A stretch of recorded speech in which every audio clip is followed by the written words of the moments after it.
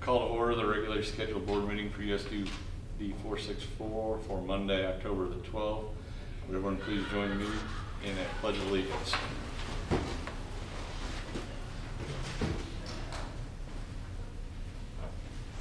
I pledge allegiance to the flag of the United States of America and to the republic for which it stands, one nation, under God, indivisible, with liberty and justice for all.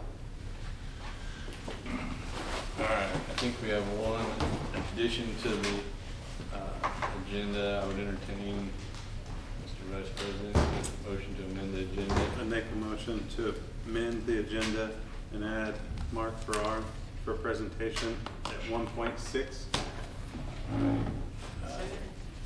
been moved and seconded. All in favor, say aye. Raise your right hand too. Yeah, sorry. All right, motion carried, agenda approved. Move on to the consent agenda. Is there a motion to approve the consent agenda? Make a motion to approve the consent agenda. Is there a second? Stephanie seconded. All in favor, please raise your right hand. All right, motion carried. With that, we will jump into, oops, I guess did I skip it? Oops. I think I skipped over your presentations, didn't I? I had a rough night. Quickest board meeting ever. Yeah. Sorry. Aaron, you're on deck, 1.4. Yep.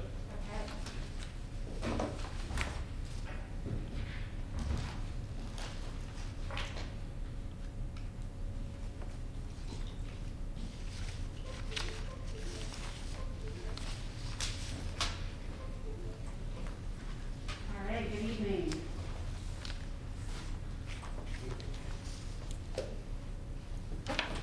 Okay, so project update, or first board meeting update since the GMP was approved. So I've modified the budget section of the monthly report slightly to give a little bit more information going forward. So the top section up here is the construction GMP with the soft costs and contingencies showing the total $51.4 million bond value. Then I've added a section below that that will keep track and show you kind of the status of the different contingencies controlled by the district throughout the project. So baseline is the GMP approved GMP values. Current is where the contracts stand today, and then forecast, the forecast column is what we see going forward throughout the project. So the only line item that has any different forecast value than the current contract is the district GMP contingency. That's the $1 million that's within the GMP. I forecasted just $5,000 in there. We don't know for sure yet, but as they've started doing the grading out there, there's a slight elevation conflict with the existing fire hydrant. So that may need to be modified slightly, and we're working through that with the design team right now.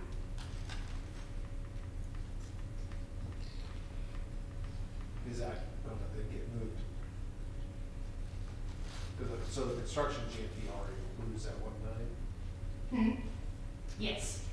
So it just shifts from, it doesn't change the GMP, it just shifts from the contingency into the construction value, so the GMP stays the same. And this water line, fire hydrant doesn't correlate with the utility work that was already done? No. That was, it's an existing line that's right up at the entrance to 2440, so they're regrading after it crosses the Cte Hvac right away. You know, it regrades down a little bit, and the final grading elevation is just about a few inches to a foot off. So what they're working through right now is potentially just working with the fire department if they can move that hydrant to the other side of where they had to make that cut for the new parking lot building pad. So it was not moved. That water line, it's a fire line, not water line, was not touched during the summer work because it was under the existing, entry there, the west entry. Okay.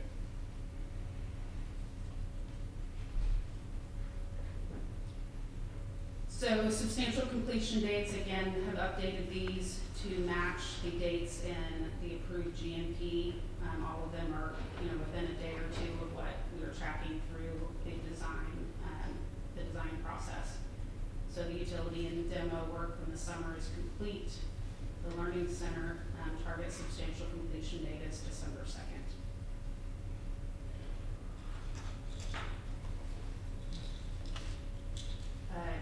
Key deliverables, so we've made it through all the design and budget deliverables. A couple things I made a note here this month are the test drive classroom furniture.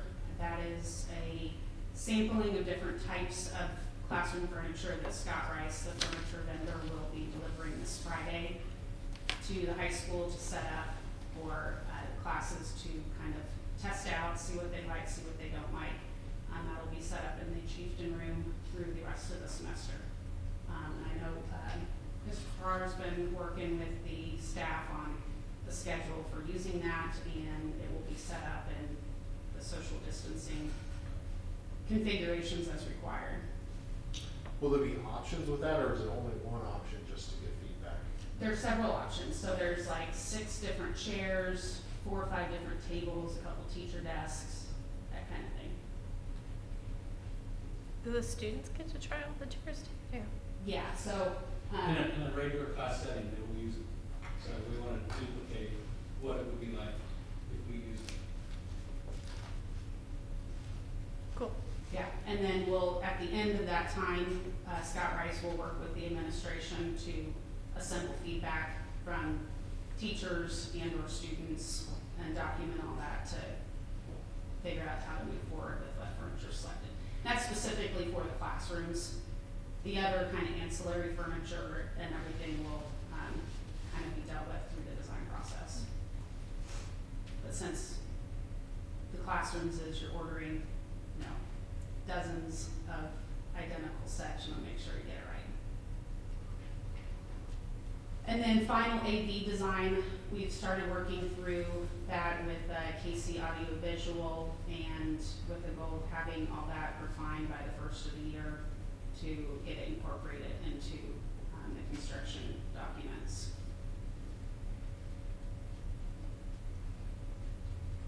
Again, key milestone dates, the Learning Center footings and foundations. I'm sure you're all out there for the groundbreaking and seeing the grading going on.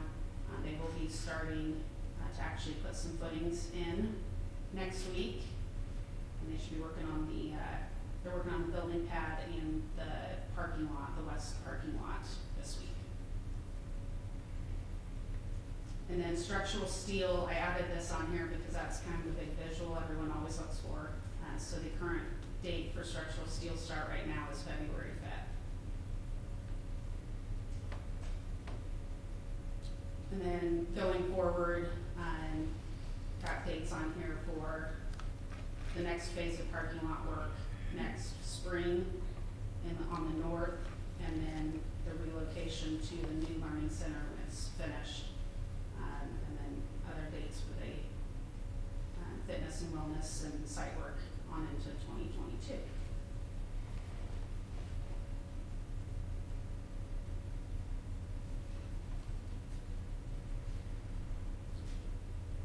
Going into outstanding issues or changes. So I just left on here from last month, the building permit did get issued with no comments from codes or fire departments. So that was really great win there. And obviously I was worried about them throwing in some requirements that weren't picked up in budget. So we didn't run into that issue.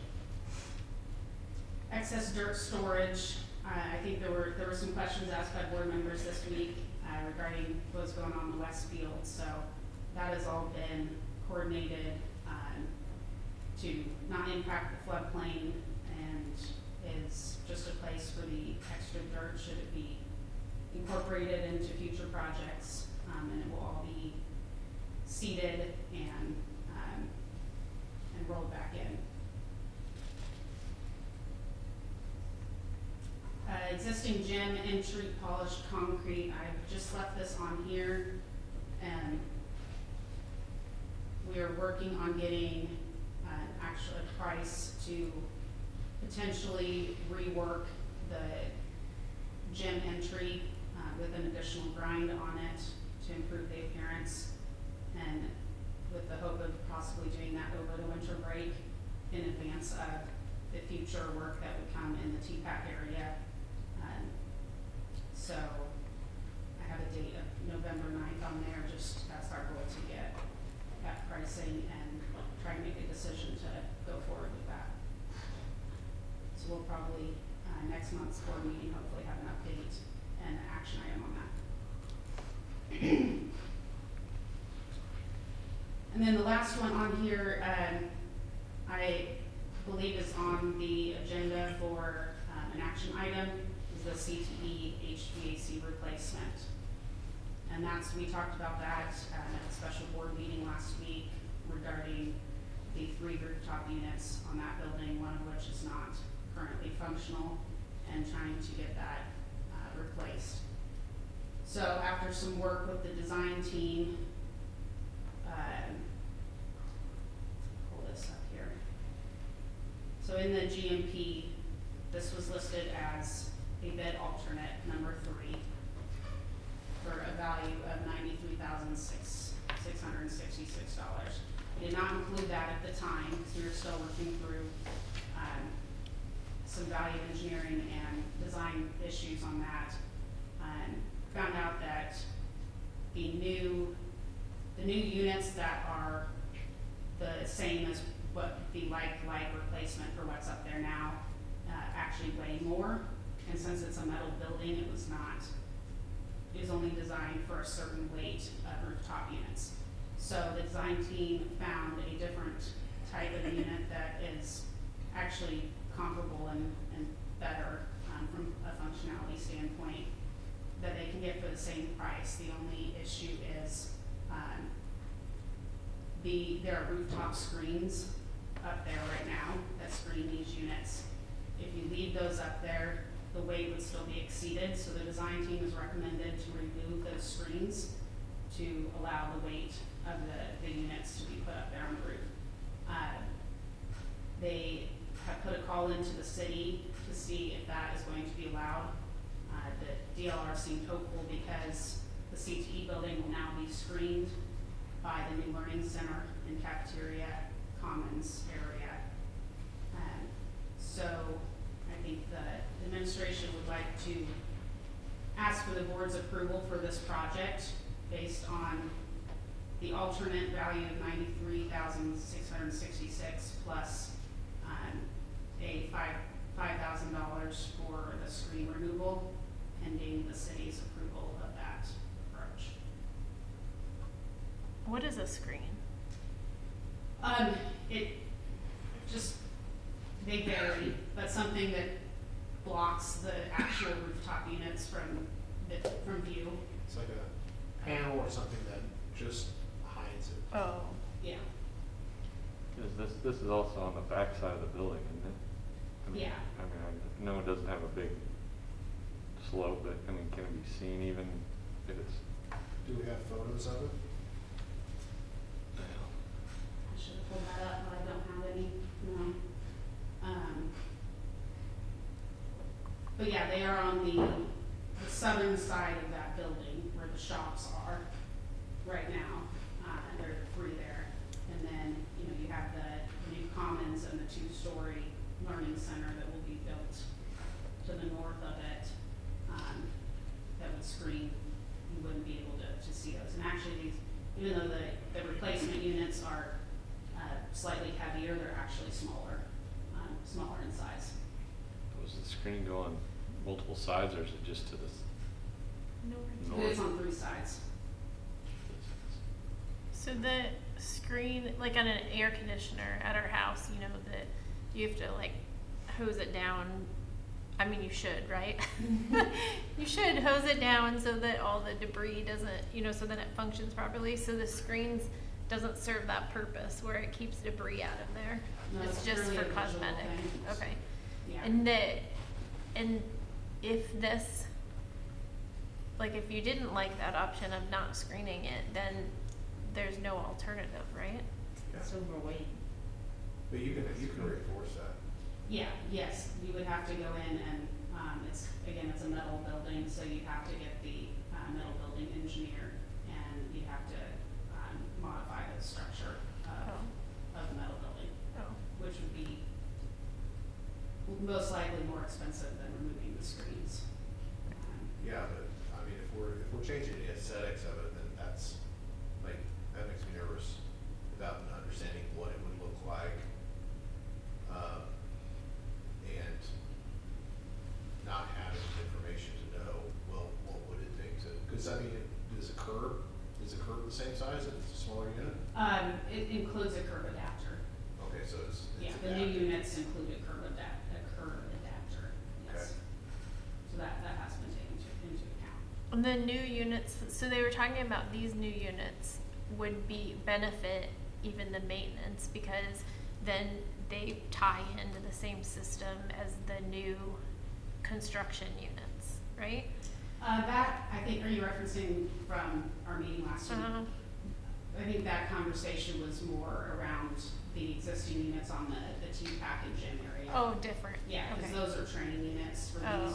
these are Aon, they were never Okay. trained. So switching them doesn't affect that because we're not even talking about the same thing. Right. Got it. Yeah, whether they're Aon or Green Hack is what, the new proposed, lighter unit is supposed to be. And they are, they're actually, considered the functionality of them is better than the Aon units that were originally proposed. The bit, I mean, we have one that doesn't work at all, and we're just trying to replace them all so that they're all the same.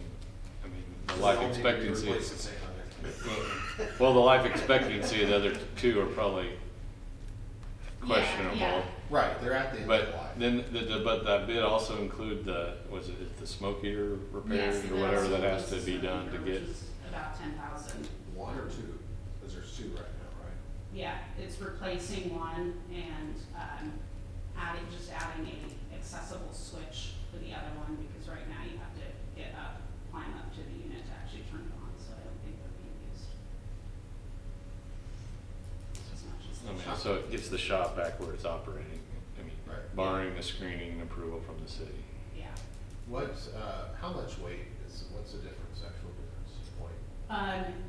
The 700 pounds is what the current ones up there are, and 836 pounds is what the new units are with the curb adapter. That will not take much to. They're rated for 800, and the engineer has said that they don't, their, direction is that they don't want to go anything heavier than. Well, I know, but that's not much of a structural steel change to make that work. Because, yeah, I'm not an engineer, so I won't comment on that. I mean, 150 pounds or difference. Yeah, I mean, okay, the snow load on that thing is way more than, I mean, it's not. well, the snow load's calculated separately, this is Yes, just. yeah, but I'm saying overall structural capacity as a percentage. Yeah. It's a really small percentage.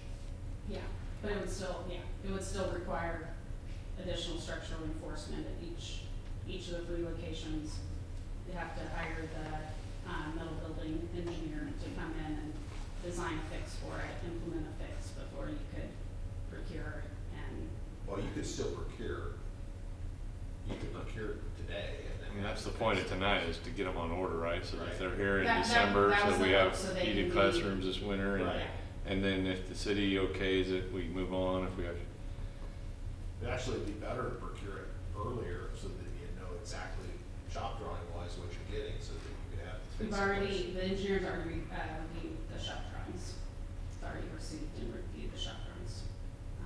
DOR's engineer has.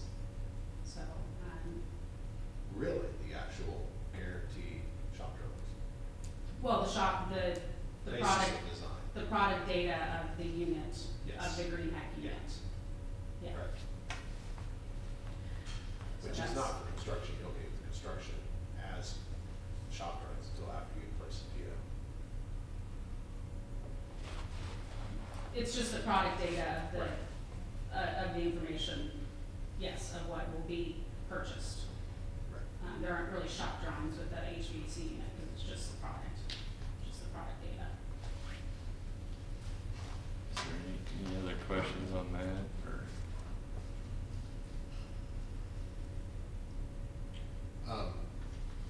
So what is a warranty equivalent, between the different options? Is it, quality wise, performance, the specifications? Yeah, the turn down ratio, which is, what Bill has been pouring through on these from a, efficiency standpoint, is actually better on this, the Green Hack, the lighter unit than the Aeon, that's up there now. So performance wise, we believe it's actually better than the like for like Aeon replacement. What about the resiliency of it? Yeah, Green Hack's a good reputable Yeah. brand. So, this is, it's been run through DLR and their engineers, as well as Bill has been running this down and staying on top of it with, PC Mechanical, who's Board's subcontractor. So I think the project team believes that this is the best way to go, gets the district a good product and solves an immediate issue, and need for heating in the space. So if the city comes back, which DLR's, impression is that they would probably approve, and we can take some photos and follow up with those, but if the city came back and said that they would not approve the removal of the screens, then yeah, we're, gonna have to look at the other Well, option. or we could say, yeah, if the city approves it, but then we still have the option of still keeping, if we want to keep the screens, and go through that process, is that correct? Yeah, it would just be a longer process of getting the metal building signed off on and engineered to hold a heavier weight. So, and I would not recommend releasing and purchasing $50,000 worth of equipment before the engineer, looked at the building and made sure that, what had to be done. But that would be my suggestion. Well, you always have the option if it turned out to be impossible to do, you could still remove the screens. As long as the city approved it, yeah. Yeah. So it's just it's a risk and, cost consideration, but I think the project team's, opinion and suggestion, was to go this route of these lighter units with removing the existing screens. So.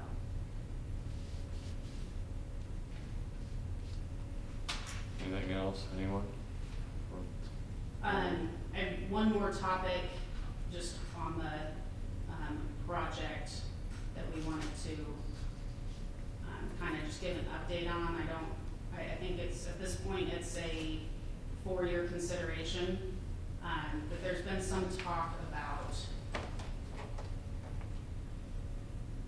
let me get this in the right location here.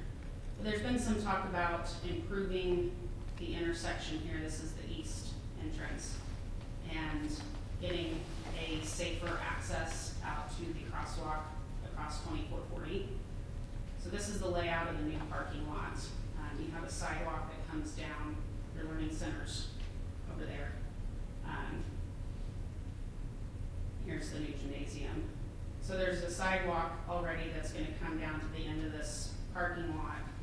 And so we talked about, you could just extend this sidewalk, and then cross here and put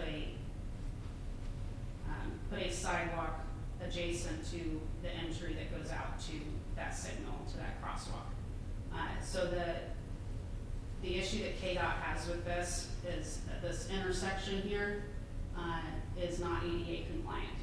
So the minute you go attaching some sort of access to it, it would have to be upgraded to be ADA compliant. You're talking traffic lights, signals, you know, crosswalks, ADA ramps, all that. So I think KDOT is not, you know, somebody to jump at the opportunity to pay for and fix that up. But in talks with the civil engineer, they mentioned there are a couple grants and programs available.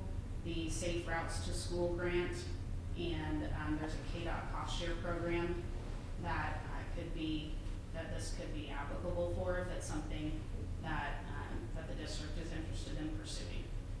So what the start of that would be designing it, having the engineer actually put a design together to potentially submit for the grant. So I think at this, Lauren, do you have anything else to add on that? So I think just a topic of discussion, and if it's something that the board feels is worthwhile to pursue for the project.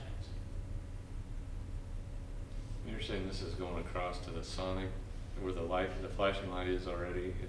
Yeah. You're talking about replacing that with the traffic? No, just, you know, right now, the only way to get to that crosswalk is to walk, you know, Parking lot. to incoming cars. Or or the through grass. ditch. So it would be putting a separate pedestrian sidewalk across that ditch to get to that signal. Which would be easy enough, except when you go do that, they will require that to be that concrete pad that's kind of out there right now to be ADA compliant. What is that? I mean, how, that's different size or? A ramp, you know, the ADA sidewalk ramp that goes down with the rumble strips. To do that, you probably have to take down that signal pole and rework that section of concrete and everything there. So to explore the opportunity for the grant, so it would be a cost to the district to have the engineer draw it up, and then the cost of somebody's time to do the work to apply for the grant. And then what's the time frame that you find out when the? I haven't looked into that yet. This came up on a call this week, and we just kind of threw it out to start that discussion. And then how? I mean, what's a ballpark? Do you know ballpark what the engineer fees to do that would be? I mean, it wouldn't be exorbitant. It'd be a couple $1,000. I mean, it's not. You got. I mean, this is putting the sidewalk out there. You know, take 30 minutes to draw, but investigating what needs to be done around that signal would just be a little bit more. I think that it's a no-brainer to pay the fees to explore it, because there's tons and tons and tons of kids that cross over to Sauna, right? Is that right? I mean, Yes, there is a lot of kids that travel across there. We have kids in wheelchairs that travel across that highway, which makes me very nervous. You'll see Tony Mauer, one of O'Reilly's, on his chair. And I always ask him why, but he won't tell me. right. So, I mean, I think that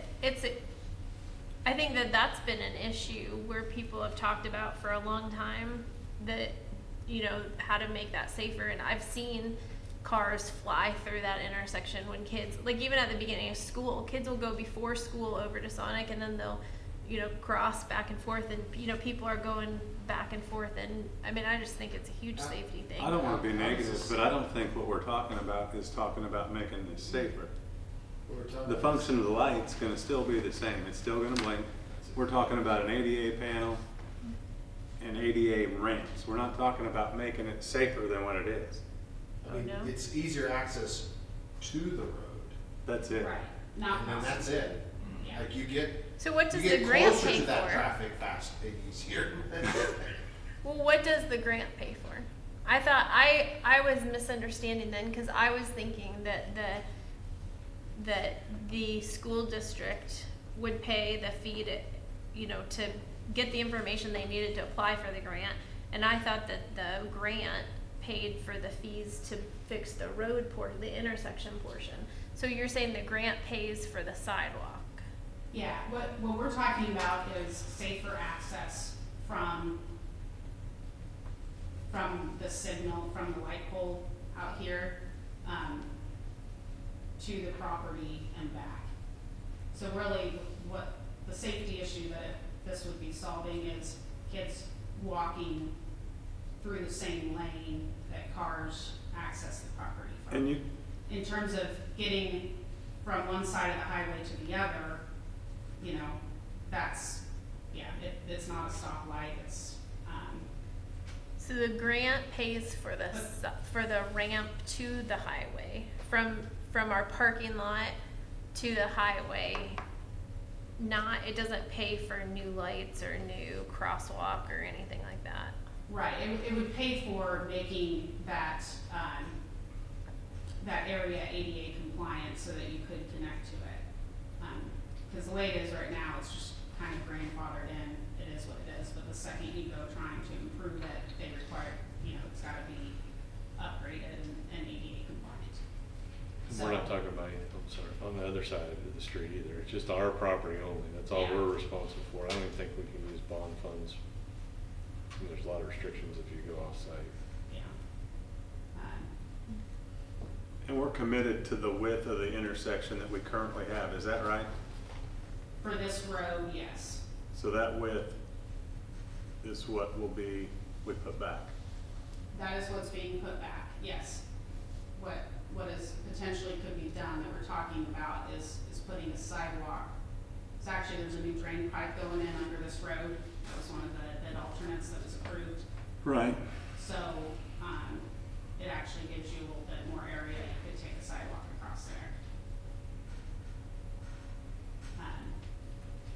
At this So point, it's probably something that needs a little bit more, investigation, and we can report back on it. But if something we started talking about this week, and if that is something, if having a safer route for students from the building out to that crosswalk is something that seems beneficial, it's something that we can continue to run down as an option. Are there any other variations to it, or is there only really one option of the design, and it's just a yes or no ultimately, once the scope is more defined? Yeah, I mean, that's really the only path. That would be the logical path out to that crosswalk. Okay. How much does the grant potentially pay for that? Is it pay for the entire thing? Is it a percentage? Is it a maximum fee amount, or? Stuff we still need to find out. Okay, so all Yeah. that's still gotta be defined. Yeah. Okay. But I think we didn't want to spend a whole lot of time going down a rabbit hole if this concept isn't something that doesn't seem beneficial. But well, it doesn't seem like the project itself would be too terribly expensive, but maybe I miss it. But maybe it could be. yeah, I mean, once you I mean, start getting into I don't wanna spend too much time on symbols grant and- stuff if it's immaterial. Don't you have We to can add the just- talking, the ones that talk to the, Yeah. that's how you have to actually add that Yeah, you have talking to add that feature too. to it. Yeah. Well, I think it's worth getting the grant information and figuring out Okay. I mean, maybe the grant pays for all of it, maybe it doesn't pay for anything. And it's interesting because you would think that if that's in place, I don't know anything about KDOT, but in my idealistic life, I feel like if you have something like that, maybe KDOT would be more willing to fix the intersection if you already had everything else set, but maybe I'm wrong. I'm wrong, I looked it. No, I'm just, Never mind. Yeah, I think it makes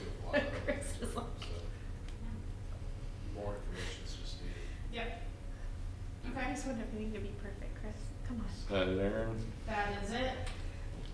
All right, thank you for the update and that info on the HVAC for later. With that, let you go, let Forrest give us an update. Do you want me to stick around for discussion later, or? I don't think so. Okay, all right, thank you. Thanks.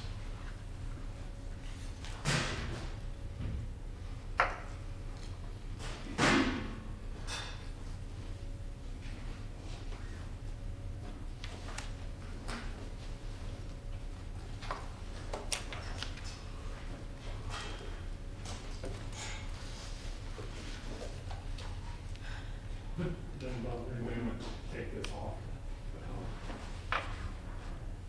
It's really hot with that thing on. Good evening, everybody. I know I'm always at these meetings, but it's been a while since I've been up in front to speak, and a lot's happened.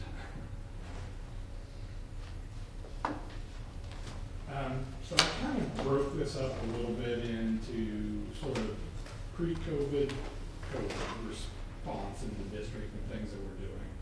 So, this is in the winter of 2020, we actually purchased another 450 student Chromebooks for the district's technology rotation that we do every year. We bought them early, which worked out very nicely for us.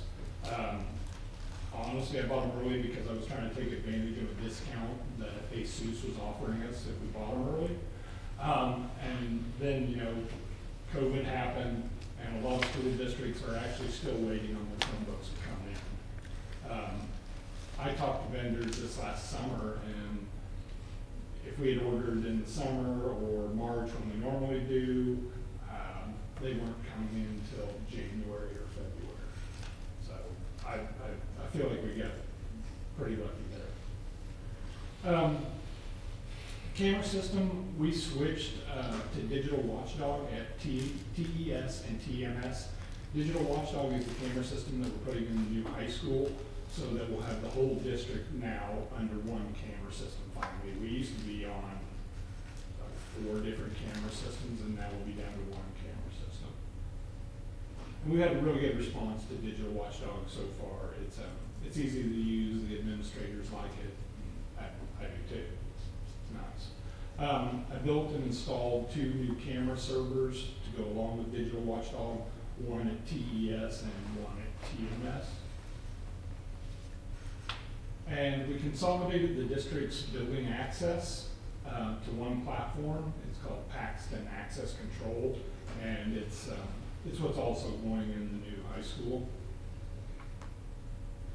It allowed us to, we switched this year. In the years past, we'd always used badges to scan for the doors and copiers and things like that. And we switched to a fob system now, so everybody is issued a fob. It does the same things, gets me in the doors, works on the copiers, works on time clocks. But I find that we save money by using these, because with badges, when somebody leaves the district, we have to destroy the badge because you can't reuse it. It's got the person's picture on it. And with the fob, all I do is have to take the fob and reprogram it, and I can reissue it to somebody else. And the cards are really kind of finicky. If they get a little bend in them, it breaks the chip on the inside, and then they don't work anymore. And the badges were actually more expensive to purchase than the fobs too.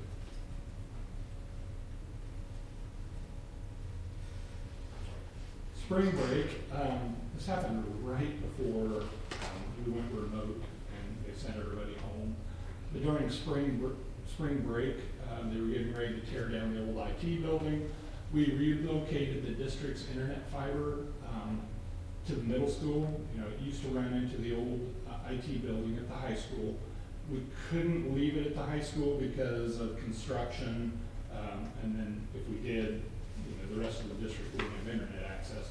So I made the call to move it to the middle school, and the middle school is kind of our hub now. Because we also moved all the district servers from the old IT building to the middle school. There's a nice big room there that's climate controlled, and we've got it all in We set up a temporary IT department work area at TES. It's in the science room. We store all our stuff there, do all our repairs, and then I've got a main office at TMS in the library conference room. Around that time period also, it wasn't exactly spring break, but we also set up a satellite central office network at the church.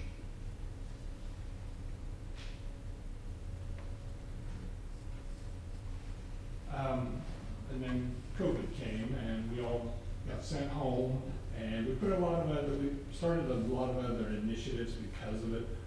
First thing we did was we created a hotline, which we still have running today, for remote learners, that they can call in if they have questions about remote learning, if their Chromebook needs to be repaired.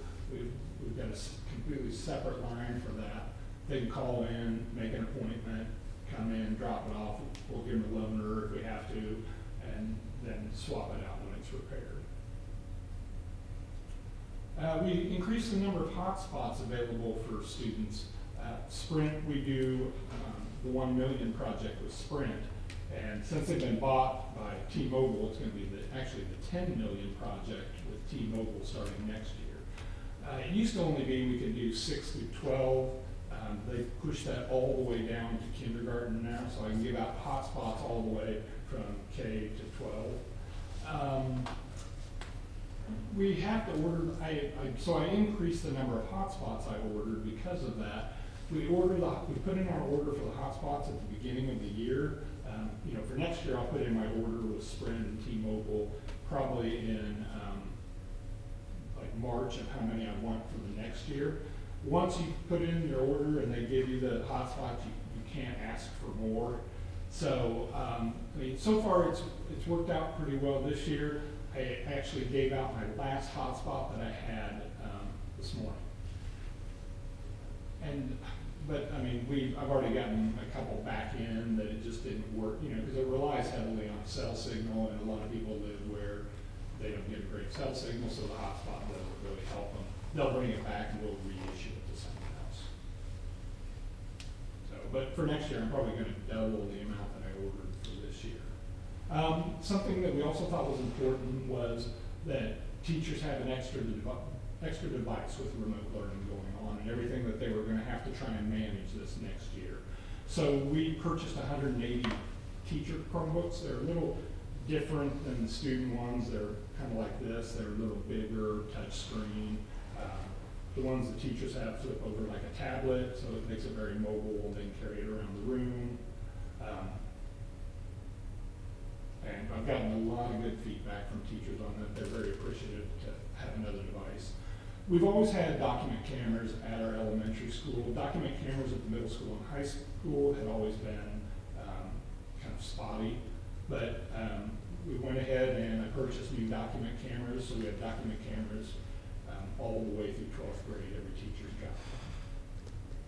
And with remote learning especially, they're very beneficial. Because the ones that we bought can even flip up and you can use them as your webcam to record your class. They just have a lot of functionality to them. One thing when we started this was we kind of brainstormed and with Mr. Farrar and teachers on things that teachers might need this year, because like everybody else, we were thrown into a situation that we weren't quite sure what to do or what people would need. One thing was we added external speakers so that everybody could have some sort of external speakers going all the way through high school. We purchased external microphones for classrooms to help with audio issues. Those actually are just now starting to come in. Everything else we have gotten in luckily, but we had trouble with microphones. They were on back order.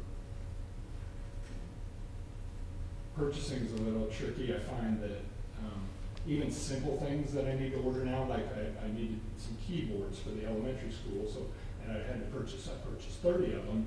Well, it's been a month, and they're just now shipping, so everything's a little delayed. We added air team. I had this in plan at the end of last year, and luckily I'd already purchased the air teams. I mean, we were able to deploy them to all the middle school this year, so every classroom over there has it. What it is it's a little device, kind of looks like a hockey puck. If you have an Apple TV at home and you know you can, or a Chromecast, you can cast your device wirelessly to your TV. Well, teachers use it, but the air team is much more of like a professional device. That's its sole purpose, is just providing wireless presentation. And then they give us a big management piece on it also. So all the middle school has it, new high school building it. I plan on putting something, probably the same thing, into the new high school. Something else we did this last summer that we've never done before was students were out. We just made the decision to go ahead, we had let high schoolers keep their Chromebooks over the summer because a lot of them have classes that they still take in the summer, or driver's ed. But this year we made the decision to go ahead and let the middle school go ahead and keep them since they were already home. We didn't want to try and bring those all back in with everything kind of being locked down. It really worked out pretty well. We had a few more repairs at the beginning of the school year this year, but it really hasn't been too bad. One of the biggest things that I feel for the district, and hey, Tommy, maybe you can comment on this too, but I feel like just within the last 3 years, the district, I really like the place that we're in. We've added a lot of programs, like substantial, meaty programs to the district that help, facilitate student engagement, whether the instruction is remote or in person. And the ones I list down here, I'll just go through them real quick. These are just the new ones we've added to what we already have. One is GoFormative. GoFormative was built as an assessment tool, a virtual one. It has come in really handy because it's expanded into much more than that. A teacher can pretty much digitize all her lessons now with GoFormative, students, and make them interactive too for the students. They can fill them out and submit it. It'll automatically, depending on how the teacher sets it up, it'll automatically grade the papers for the teachers. It's been a great addition. GoGuardian, we've always used GoGuardian for teachers to have the ability to control Chromebooks in their classrooms. We added GoGuardian conferencing. It's mainly used in the lower grades. It's a little simpler to use for students of that age. Seesaw is something else we added. K2, 3 through 12, we use Google Classroom as our LMS, learning management system, but it can be a little complicated for kids of that age, so we implemented Seesaw for our learning management system at grades K through 2. WeVideo is just a video editing program. It's something in the district that we've always been lacking. We added WeVideo this last year. Screencastify is a screen recording program. I'll just say I love it. I use it all the time. Remind is a program that we've added to aid in communication between teachers and families. We went with, we've always been a Google for Education district. We added Google for Education Enterprise. We moved up to sort of their paid version because we needed really a full video conferencing feature. And moving up to that, it gets us that with Google Meet. And Google, is upgrading it all the time. If you've used Zoom before, you may have used breakout rooms and stuff like that. Google Meet just added that within the last 2 weeks, so they've got breakout rooms. The thing that we kind of like about it is it already integrates into everything the kids are already using. Google Meet integrates into their email, it integrates into their classroom. They can just go to their Google Classroom and click, go straight to a Meet from the classroom.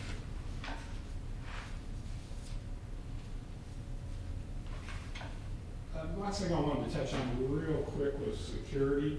I know that, and I know Mr. Feldkamp notified everybody of what was kind of going on here, but that we did experience internet outages during September 11th through September 22nd. I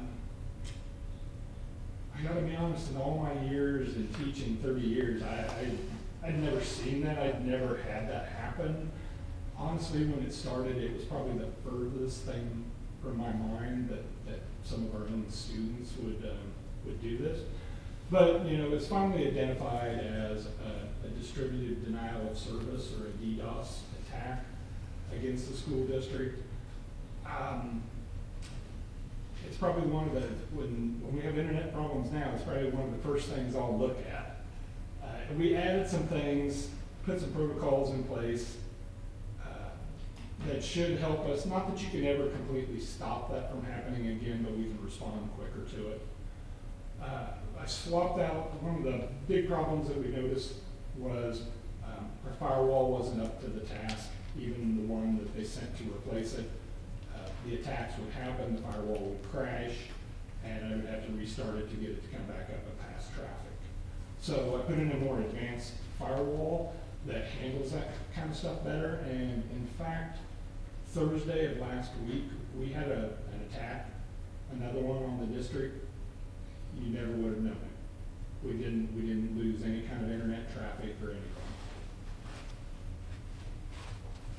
I've got software installed that I honestly run every day on my second monitor that monitors the firewall traffic in and out of the school district. And the minute I see a spike in incoming traffic, I can see that something's going on. And then I can make necessary changes, whatever I need to do. I think it would be a good idea, because I thought about this the last couple of days.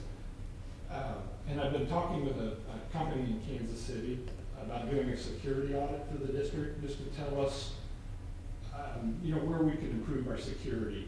Because, I thought of this the other day, you know, if you think about it, in the last 4 years, we've probably doubled the number of devices that are on our network.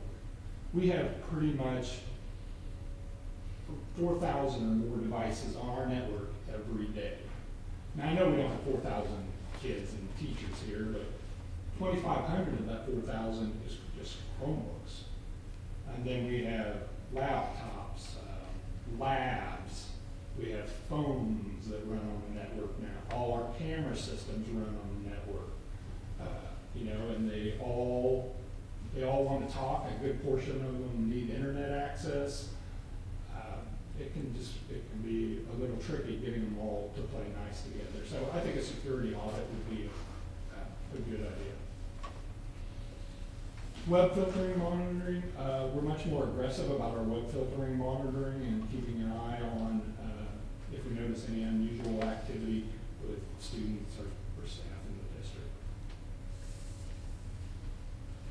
And something I'm exploring, we actually have a separate internet connection at the high school. It's not live. The only one we have live now is the middle school, but I wanted to look into that we might be able to use that other connection as sort of a failover connection.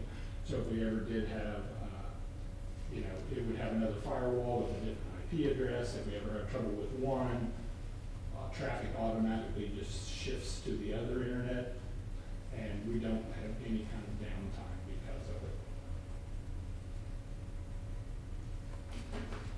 Okay. That's all I had. If you guys have some questions for me. I mean, are you gonna get like multiple bids on like an audit, or, I mean, I don't know what Yeah, kind of plans on on that, another, or like, researching the companies, On the second internet access? no, I mean like a district security audit, or. Yeah. or, I mean, I think that, I agree, I think that would be highly recommended. I know I'm by no means an IT examiner, but I know that expectations on banks are pretty high regarding those IT audits on a fairly regular basis, given how everything changes. And I think the tough thing is that school districts are, you know, so different from like a corporation. You know, you can lock down a corporation, But we don't always get that luxury, you know. I'll get a call from Steve Harrell, he's got a debate thing going on Saturday, and I'll have to open up, Wi-Fi for the debate tournament, and so I know it's a little trickier for school districts. I feel like we're a little more open, or we have to be a little more open. I'd say that makes it all the more important to do it. Then we can, take their advice and at least beef up where we can. I mean, I would probably recommend that once we figure that out, kind of doing a routine, I don't know if annually is necessary, but probably every other year or some kind of. Yeah, I don't think it's something. I mean, I guess it ever depends on what done. they find and what we do and what changes we do, but probably it needs to be part of our protocol, I guess, in my opinion. Yeah. Is there, as you're talking with folks, is there different scopes, levels? Is there like the, the scope here, which covers the basics all the way up to, just very extremely thorough? I would imagine that there's all. Well, the one company I've talked to so far, acted like there was, and I mean, they haven't gotten back with me, but they were gonna see what would be, best for us to do. Okay.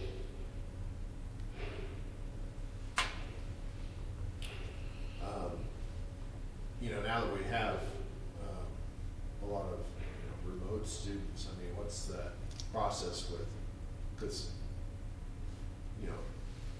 connectivity issues, whether it's in the classroom, broadcasting, audio or video, now it's like if there's a problem, it's impacting real time the instruction for that class, right? How's that going? I mean, what's the process there for a teacher to notify, to say, hey, we're having an issue, or identify what the cause of that?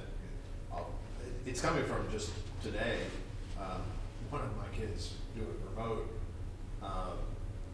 one of her 4 classes, it was staticky and they couldn't hear, and they're going over a test that's going to be going, on Wednesday, and with the quarantine stuff, going on, there's a lot of kids that were out at night, and it makes me wonder, like, it's inevitable that there will be something that happens. It's technology. Eventually, something, there's a glitch or something like that.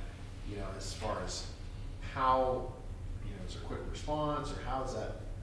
I mean, typically now they'll call me or put in a help ticket or something like that. If they're using Google Meet, I can very easily go in and tell every aspect of the meeting that they were having. I can tell what kind of signal the student's getting, like how long is it taking for us to communicate with that student. Right. And if it's a huge delay, then we know that there's going to be static, things like that.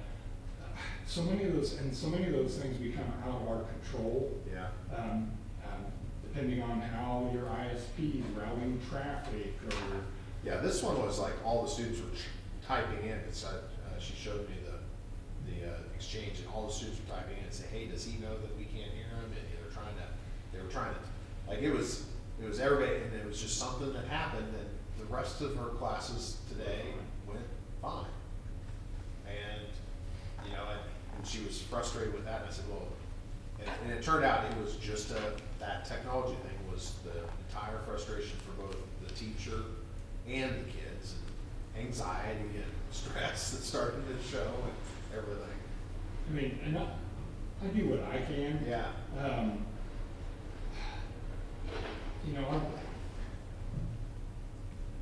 Our infrastructure wasn't ready for this. Right. I'm not saying ours in the district, but I'm just saying even as a country, our infrastructure was not ready for this.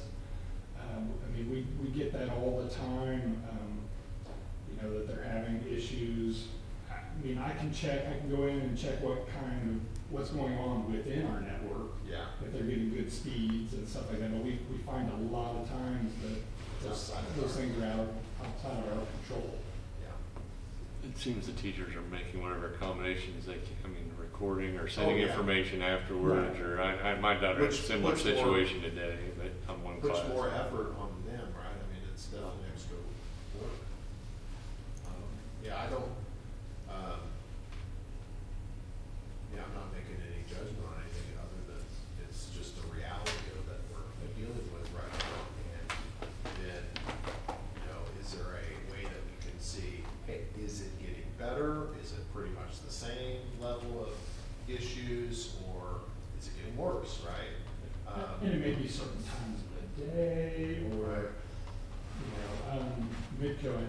for some reason routes a lot of our traffic, well, I don't know why they do it. They route a lot of our traffic like up to South Dakota, I think, and then goes out from there because that's where their kind of central headquarters is. I don't know if using a different ISP, we might have a little faster response. Are there any other resources you need? I mean, you feel maybe that's too. Ask for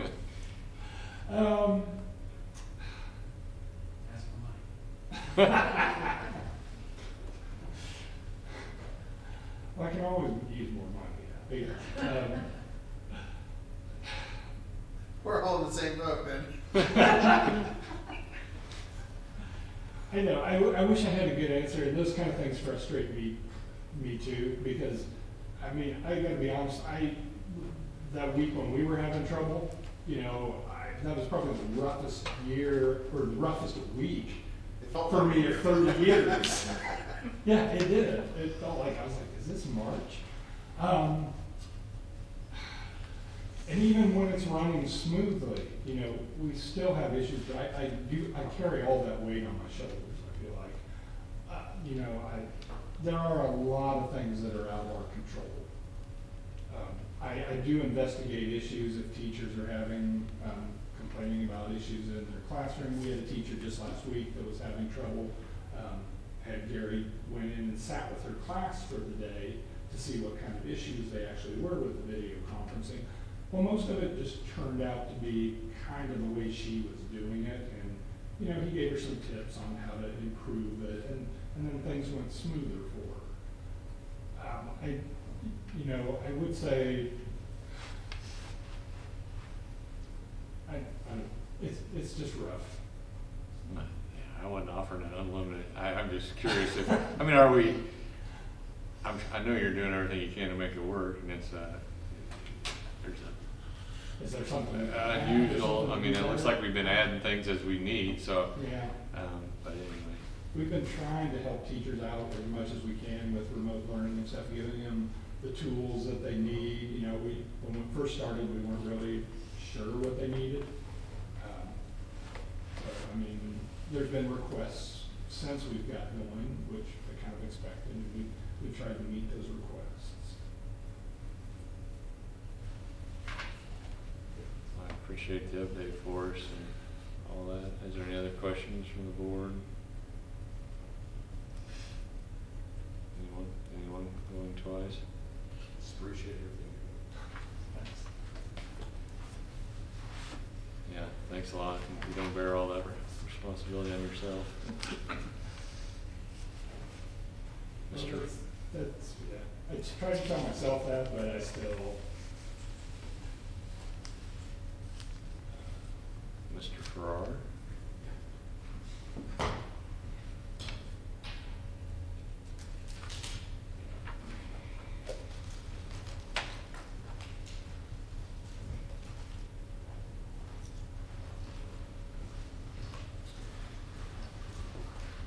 I do want to, real quick, start off by saying, Forrest, that any administrator, any teacher in this district during that 10-day period was the most stressful time of their career. I didn't know how long it was going to last, and we didn't have any answers, but all of that stress funneled down to Forrest, and he handled it like a pro. So we are very appreciative of his action and his assistance, and he's been very responsive during the tough times. Thanks, Forrest. I want to thank you guys for letting me come talk to you about a proposal from the high school to help our students and our staff.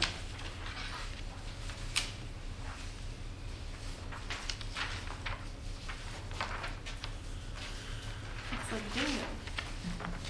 Bingo. We're going to play bingo. This is supposed to be red. It did not print red, so I circled in red the days that are relevant. One of the things that, first of all, a lot of things have worked well. Okay, we've seen a lot of success in the first quarter of the year, but some things that we're learning about that we know we need to improve on. One of those things is our remote learners. we are seeing some deficits with our remote learners. We're seeing a lack of engagement. We're seeing grades, low grades for those students, disproportionately low.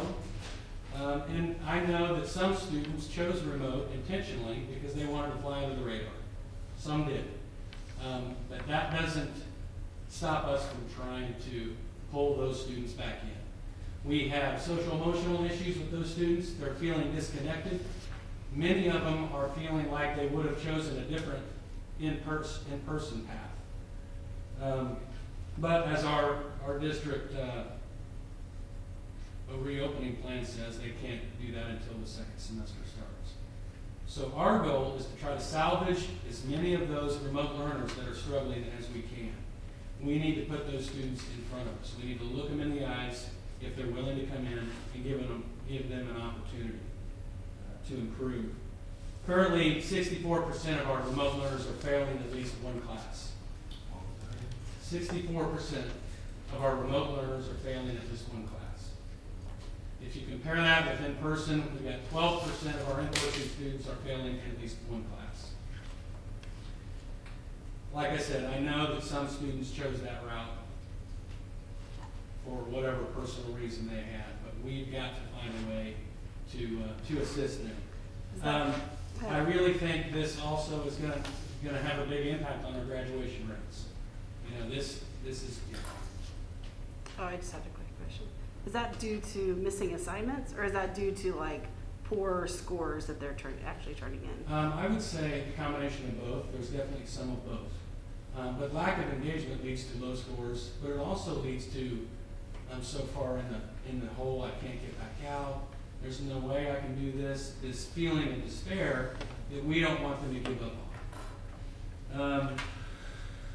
So this proposal is asking for 3 days between now and the end of the semester where we can bring remote students in. During that time, we'll be able to provide academic support for those students that are struggling. We'll be able to provide social emotional support that I know exists. We have seen time and time again, I've heard from parents of students that are remote learners that they are emotionally struggling.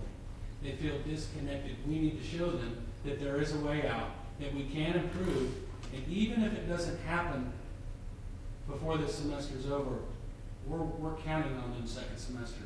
We want to welcome them back. I do think a lot of our remote students will choose to come back second semester. I get email after email after email that say things like, Mr. Farrar, this is coming from the kid. Mr. Farrar, I've come to the conclusion that remote learning is not working for me. I respectfully please ask that you allow me to return.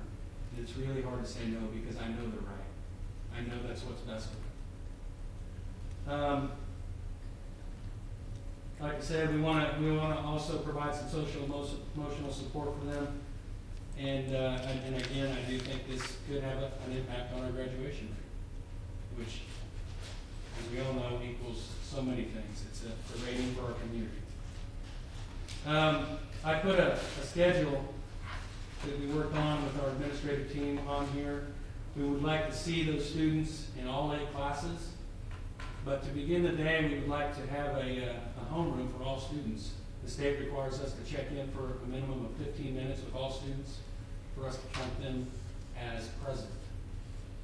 And then in the afternoon, some time for all students to have an opportunity to come in, whether they're in person or remote. I have spoken to lots of our remote parents, and I just asked them that one question. If you had an opportunity to send your kid into school where it was a safe environment, where the numbers were low, would you do it? And they all, 100% of them have said yes. Now that doesn't mean there's not one out there that I didn't call. There could be. But I think those parents are eager for their kids to be re-engaged. So how many remote students do we have? We have 113 remote students. 18.2% of our students are remote. That's just at the high school. Just at the high school. 113, and that is 18.2%. 2%. We have 619 total.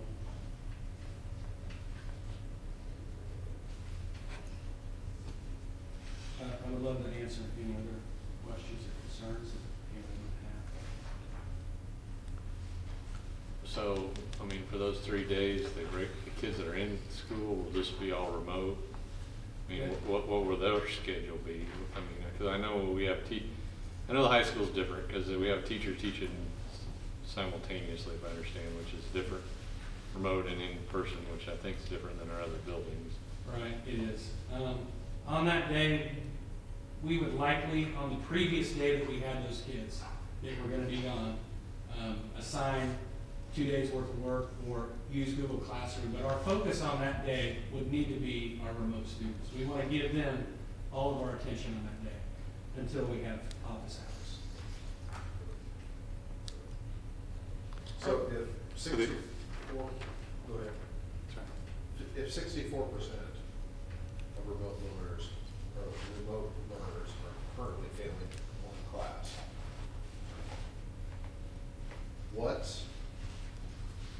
what do we think the impact of 3 days out of a semester is going to? I mean, I just start to wonder how much do we anticipate us moving the needle? Is it still 64 at the end, or is it 50? Is it? That's a good question. I don't know, but I do know that this won't hurt. It can only help.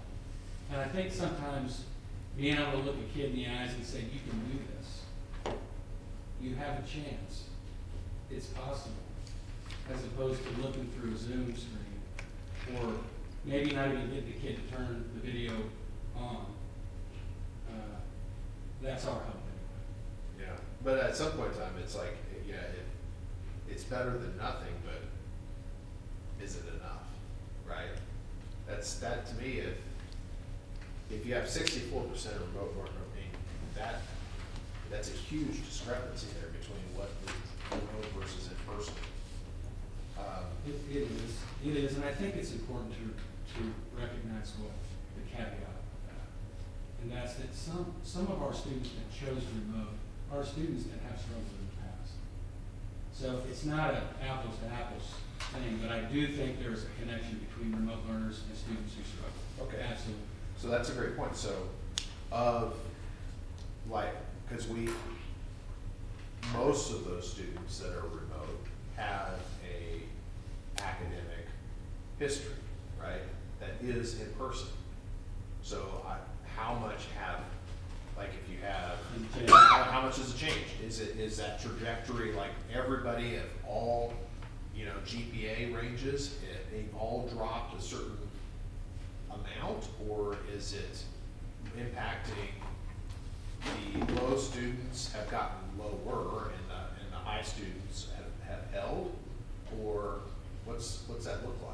I think absolutely those students have had challenges in the past. Not every one of them, but a large portion of them have. Remote learning has not helped them. Absolutely not. So I wouldn't say that their academic progress or achievement has improved from remote. But we haven't done that specific analysis to look at that. I do know this, that if we can get these kids in front of us, it will help. Is there a large percentage of these remote learners that are failing that don't even participate? I think that they all participate. We've got a Google Doc that teachers put unengaged kids on the list. Our list is about 35 long. That's not as bad as we would have imagined. 35 kids long out of 113. So it's not like 80% of them are completely unengaged. And the teacher calls those parents, and then administrators follow up and call all of those parents. Yes. Okay, a couple questions. On those days, what is your overall purpose? Like, what do you plan to accomplish on those days? Is it like looking at missing assignments and trying to catch them up, as well as social and emotional, or what's the purpose of those days? Well, I think the first thing we're going to start with is academics. The social emotional part comes inherently when you put someone in front of you. How you doing? Do you need anything? How's your parents? It's just connecting with them. But we're going to start with academics. And, hey, what are you missing? Let's talk about this. What do you need help on? Let me give you an example. And if that's true, then why wait till January? Why wouldn't you do maybe one at the end of October and a couple in November when you would have a better impact for those reasons than waiting, like spreading them out so far? Right. Well, that's a great point. And we brought that up. But we also want to strike a pretty careful balance as to not to upset everything and turn everything upside down, but for our in-person learners too. Because the truth is, those in-person, or those remote learners chose remote, probably not knowing how well or not well they would do in this semester. And those 3 dates are all during the first semester. Our first semester bleeds into They June. are, but February's really late, or January's really late. I mean, It- you're barely able to turn in anything by Yeah. that point. Like, Yeah. you're pretty much done. It's right before the semester ends, so it gives them a chance to make up some lost work or homework that they haven't turned in, or take a test that they never took. But if It's you're pretty right- low, it's really hard to It get is. up to, no matter what, at that point. Under what circumstances would the administration consider revisiting that policy of not giving people an option to change their mind? Well, the biggest issue I see is we've already, the schedules and how many kids are in those classes.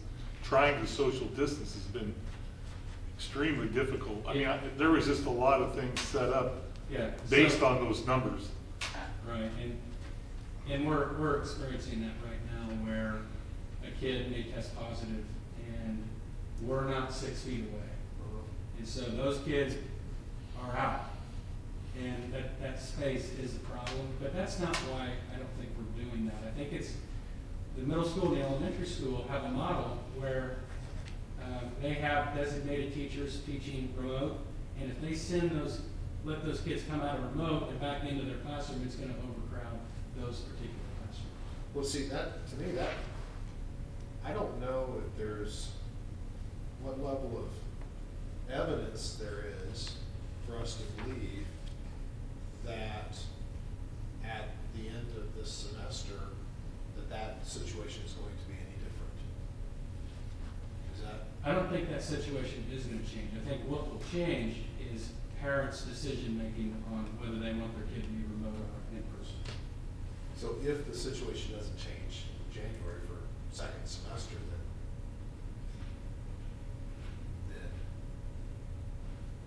that's where I'm struggling. Like what happens, or how does the situation different in January than it is today? Yeah, because what you're saying is if they choose that they want to come into school, then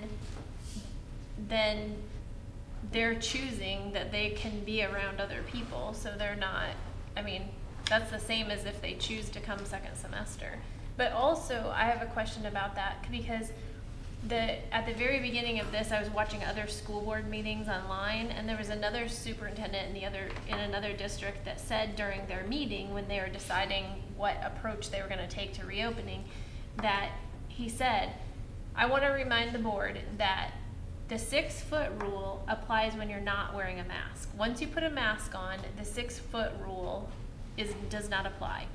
So what we're saying now is that the 6-foot rule does apply because we have to be 6 feet apart. That's what you just said. You're running into that problem. So what is it a problem with it? So was that superintendent misinformed and it really does matter even if you have a mask on? Great question. I've done a lot of looking at this. Every county is different.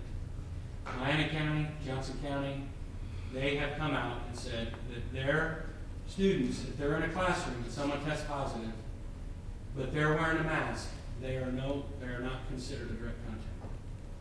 But if you go to Leavenworth County, you are considered a direct contact. Even if everyone was wearing a mask? Even if you're properly wearing a mask. But not so if you're wearing a face shield, is that right? I believe that is true, yes. Well, I mean, the governor mandate says that it doesn't require 6 feet apart, it requires masks. I don't know, I mean, the 3 different things. Is it the mandate that another part of the government said we could ignore, or, you know. Yeah, but who overrides who? So the governor would override the county. Well, we had to, I mean, it's required that No, people county get their temp overrides. checks, do the hand washing, and wear masks in the school. So, From but then the county dictates if there's a case and yeah, it's a county health and our quarantine It is. policy. And I've talked to him about it, in fact, right before this meeting, I asked him again. Well, and I mean, I am a big fan of just, I mean, we are learning more every day with regards to how well things are working. I would be interested in knowing, especially, you know, we have, there was a lot of close contacts just recently that have impacted a lot of folks. And in 2 weeks, how many of those that were wearing masks, if the trend continues, then with regards to those folks they aren't getting sick, then the good news is the procedures are working. Absolutely, and I think that when you look at direct contacts that you sent home in quarantine, and none of them have tested positive, that's a good sign. Yeah. I mean, we're talking about the education. I mean, we got some students that are struggling. And how Big can we serve? And percentage. how can we serve them? I mean, It's a we're obligated to serve all the students, not just the passing ones or the in-person or remote. So, I mean, I don't know how to answer. I don't know.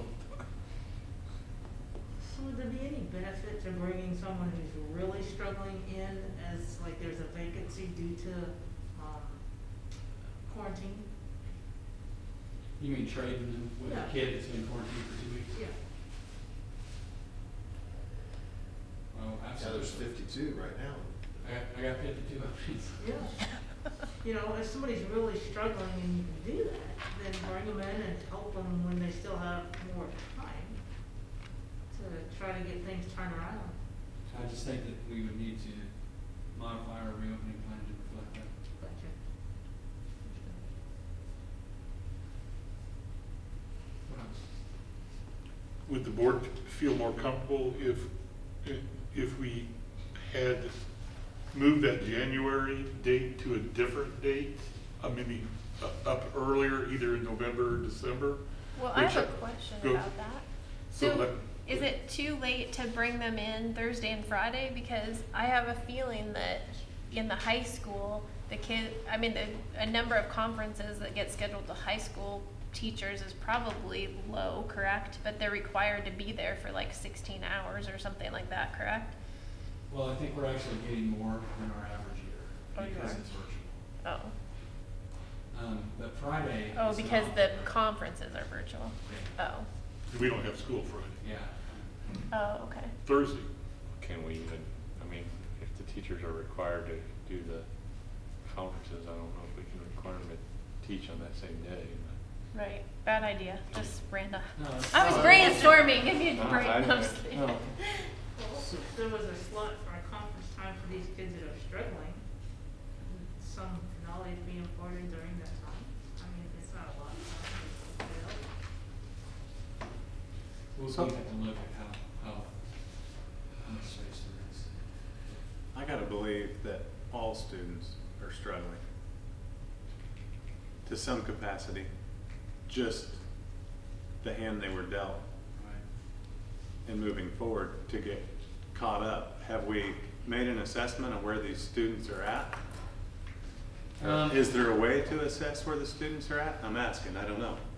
Yeah, I think within each class there is, but there's about the same, I would say, from in my conversations and with teachers, the same percentage of kids struggle. The spring kind of helped them get used to what Google Classroom learning looks like. The fall has been better, and I've had a lot of feedback from parents that our remote learners and the instruction that's being provided is so much better than the spring. Oh, absolutely. But keep in mind that the barometer was pretty low in the spring, and our goal was to improve drastically. and I think we have done that. I know. What's a typical, percentage for, students failing in one class or more? 10% is pretty good. I was expecting, and I pulled these numbers today, but I was expecting higher than 12. Well, I mean, tonight, just so, I mean, Lauren and I have been visiting about this. I mean, I know everyone has kind of had this information and this idea of the Wednesday is not new. I mean, I think under the plan that's out there, we proved it, that give them the authority to make the changes needed for the academic benefit of the kids. I mean, tonight was kind of more of a informational than, I guess, tell us what they're planning to do rather than asking our permission, but that's how I phrased it. But, you know, I don't know, I mean, the other, I mean, I guess I don't see a lot, you know, I think Stephanie brings up a point, if you could push a date to October versus January, it probably helps the kids, but I don't really personally have a huge. 500 kids home for you multiple days that aren't currently planning. There is some component there too. Yeah, I mean, I don't know if we needed it. Do we need to amend the policy for that piece as well, or give you the authority to figure out if that would even, I mean, if that could be a quicker solution to get 50-some kids in here to get help. Hey, we don't have internet, we don't have the ability to effectively educate the kids at home, either because of jobs or other commit or something, and then you're taking and sending 500. But we've had 3 snow days between now and December almost every year. So how is that any different, I guess, in my mind when I think through it? So is this a snow day? I Like mean, they aren't? it could be almost, I mean, it could function that way if it had to for those kids, but I think there's a better plan for that. I think that they could still educate. It may not mean that they're online with that. They have preparation prior to that, where they actually take things home to be able to complete a project or do something. They all have to do homework somehow. So there's gotta be a way that they can Right, prep I'm just that. saying, that's a consideration that needs to be factored in. But I'm just saying, like, I'm not for saying it's- like prior, like making sure everybody's aware that's important, but also we've had snow days too, so it's not like parents probably couldn't accommodate 3 days when They they've know had to advance. accommodate Yeah, that's snow the days key. in the past. We can plan for them in advance. Well, they're high school kids too. It's not like you're sending grade school kids that have to be Right. chaperoned. Depends on what high school kid Well. you're talking about. Well, I mean, I don't know how your kids behave. Well, I mean, you also have special needs kids too that need to be. We would continue to bring those in, our Right. CDR kids, we still have services every week. Here's my question. If come into the semester, that number is 64% or more, will the perception, will the opinion be we should have done more? Or we did it, or is it a responsibility, hey, we just did everything we can, and that's just what it is.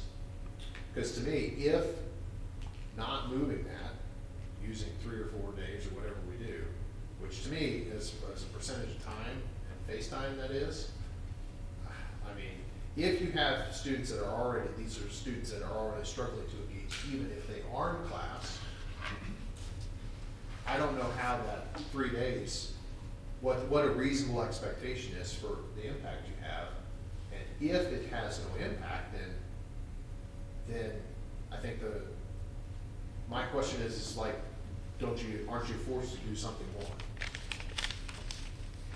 I don't know the answer to that, but I don't know, but, I mean, this is our core mission here, to effectively educate. I think we're students. constantly modifying our plan. We're learning more every week about what do our kids need.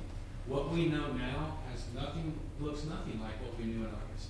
So the answer to your question is, yeah, we clearly would need to do more in some way. I don't know what that more looks like yet, but hopefully by then. Well, and the reality is, a week from now, we could all be remote. Could be. Hope not, but we could be. But I go back to that, in order, if we have 52 openings right now for the next 2 weeks, if we have we talk about, we know more today than we knew in August. That plan was done back then. With that policy, which was done in this room with these people and decided at that point in time, you know, if it's within the authority of this body and these people to discuss and potentially change that policy. So I mean, but 64%, there's school districts that have ended remote learning with lower number than that by quite a bit.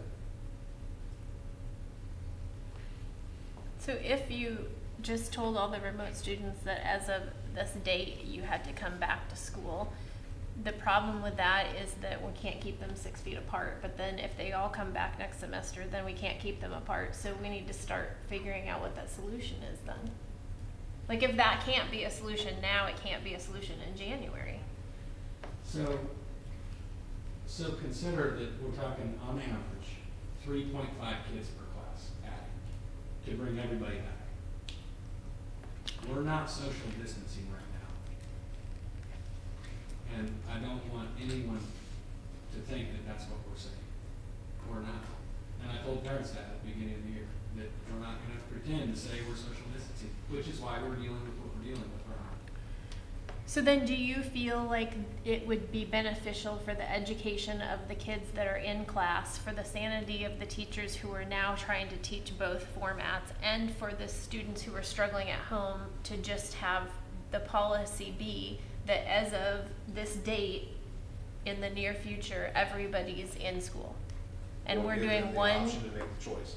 To me, I still am on it's a parent's choice, right? They have to evaluate the risk and what they're comfortable with, and also, you know, how their student is performing, parent guardian, and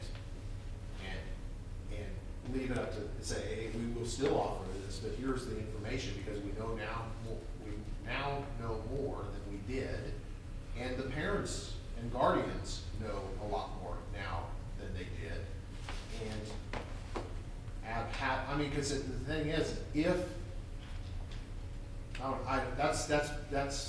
that's where I'm coming from as far as forcing people back. I do think that Drew's right, that we still need to give parents a choice. We're not through that far yet. But I do think that the high school needs to say that if you are choosing remote learning for your child, then just know you will be on the Edgenuity platform, which is our online platform. Because one of the things we've learned in the last 4 months is that it is not sustainable to teach to 2 audiences. There's just, Forrest kind of mentioned it. Our schools aren't set up like a studio, a video studio, and it's just very difficult. And I've said this before too, that I think I wouldn't be surprised if 50% of our remote learners decide to come back after the semester. I have Well, one. there's no guarantee on these days that you're asking for that you would even have any attendance, right? You're giving them the opportunity, doesn't mean they're coming. They're remote learners and they chose to be remote, so I don't think we can make it mandatory. I think what we do is we reach out to all of them and say, this is your remote day, and I would reach out to their parents. I would also communicate with their parents. Right, and I would agree. I mean, my students that are in the high school now feel like they're at a disadvantage with the teacher trying to do 2 decks. So I think their grades, their aptitude to learn is a struggle too. Sure, I would agree. It takes away. So that's why I asked where we're at engaging the students, because I think it's problematic for all of the students. Not just the ones that might be failing. I think everybody's struggling. I agree. And socially emotional. I mean, that's what makes me lean more towards, I wish that there was another way to address the students that are remote, but I don't know if you said we're not voting on it or whatever, but if we were voting on it, I don't know what we're doing, but the thing is that I just feel like I think the kids in class, the 500 in school, are struggling socially, emotionally, because the world is so crazy now anyway, and then their environments in school is, you know, is crazy. So I think that then the remote students, so if you have an ability to connect with them and make their life better, then even if you help a few of them, it's better than none. But I don't love the plan, but I wish, but it's probably worth helping some. I don't know. Well, I don't think the goal that- is to get to the end. We're trying to get to the end of the semester, and then we need to go Edgenuity platform.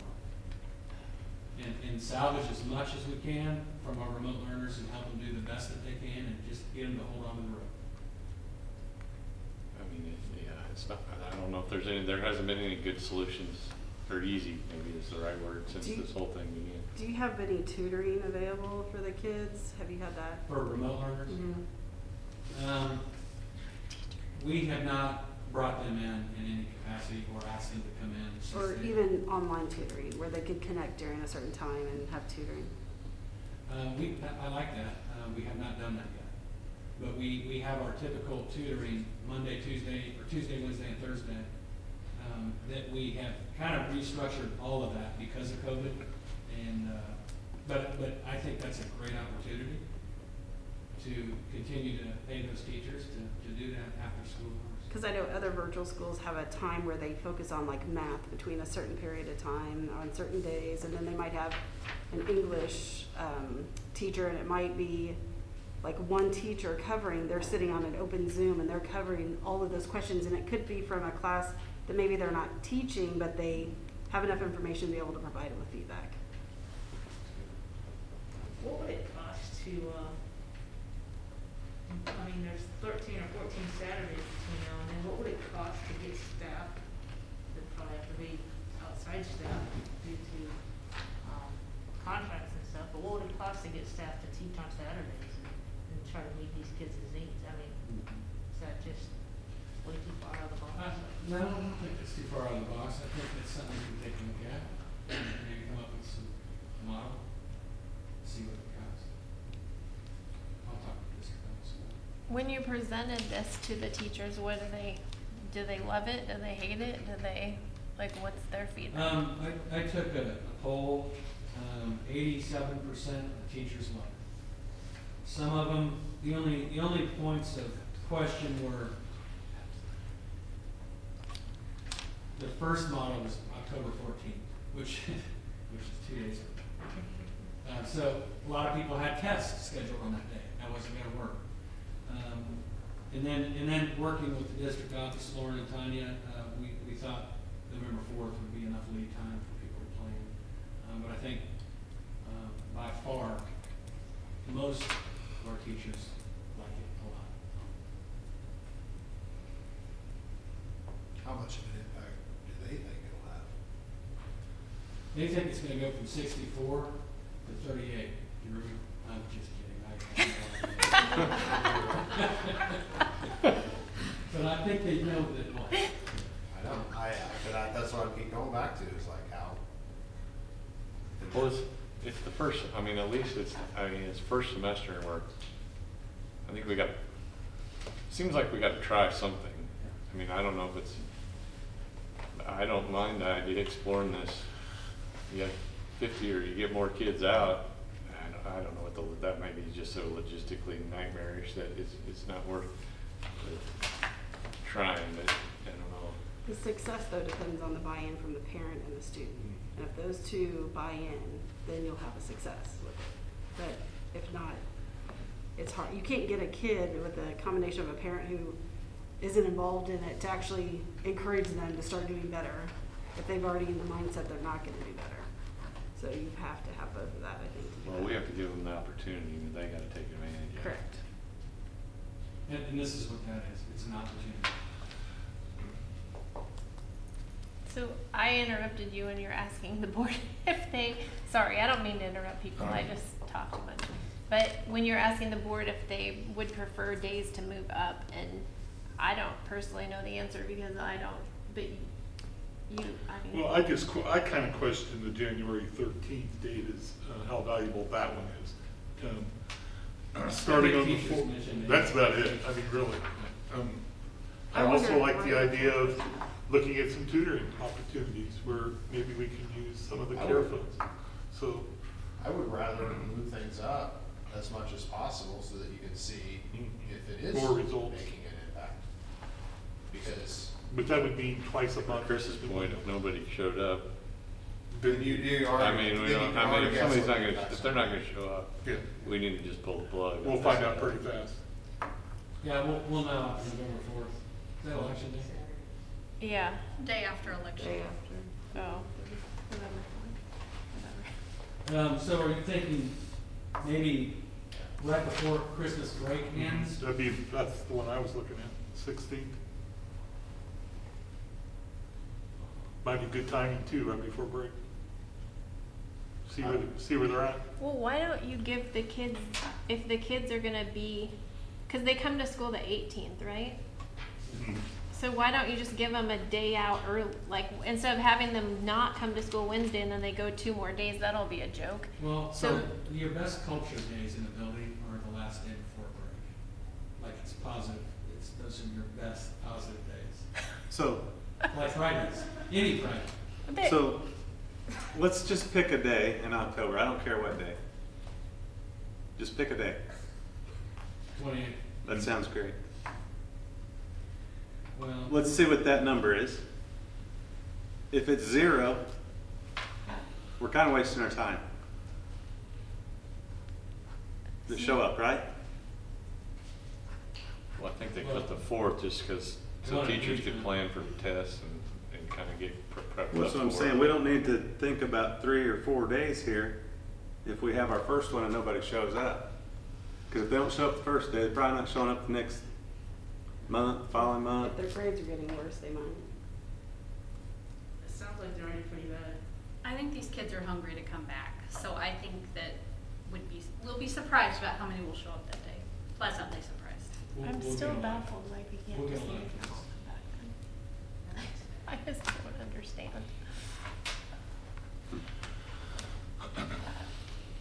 How does equal access play into this? I mean, what's our responsibility with regards to that, or does it influence your decision making at all? We're still providing instruction to those that stay home.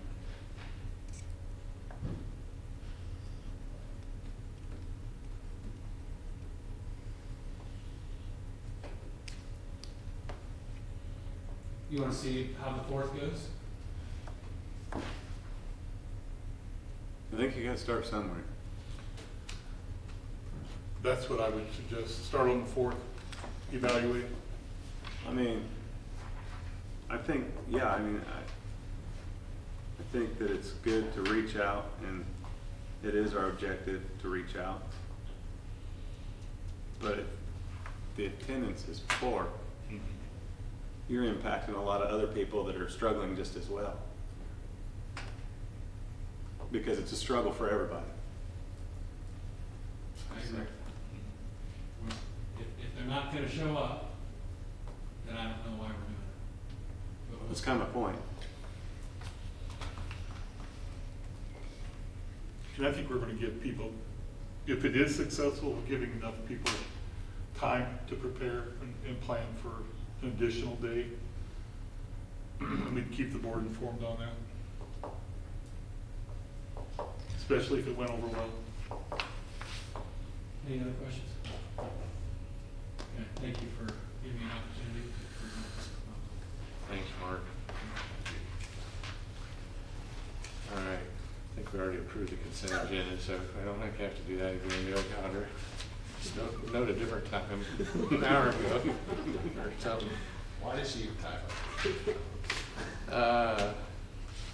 Move on to reports then, I guess. One? Okay, I just have a few here. Next Wednesday, we're having our district-wide site council, but it's also a combination of Tongi Strong Construction Committee. Starting at 5:30, we'll have, like I said in here, we'll have a light dinner with pizza and pasta. And everybody that's been involved in this process, the County Board and DLR, and Aaron will be presenting that night.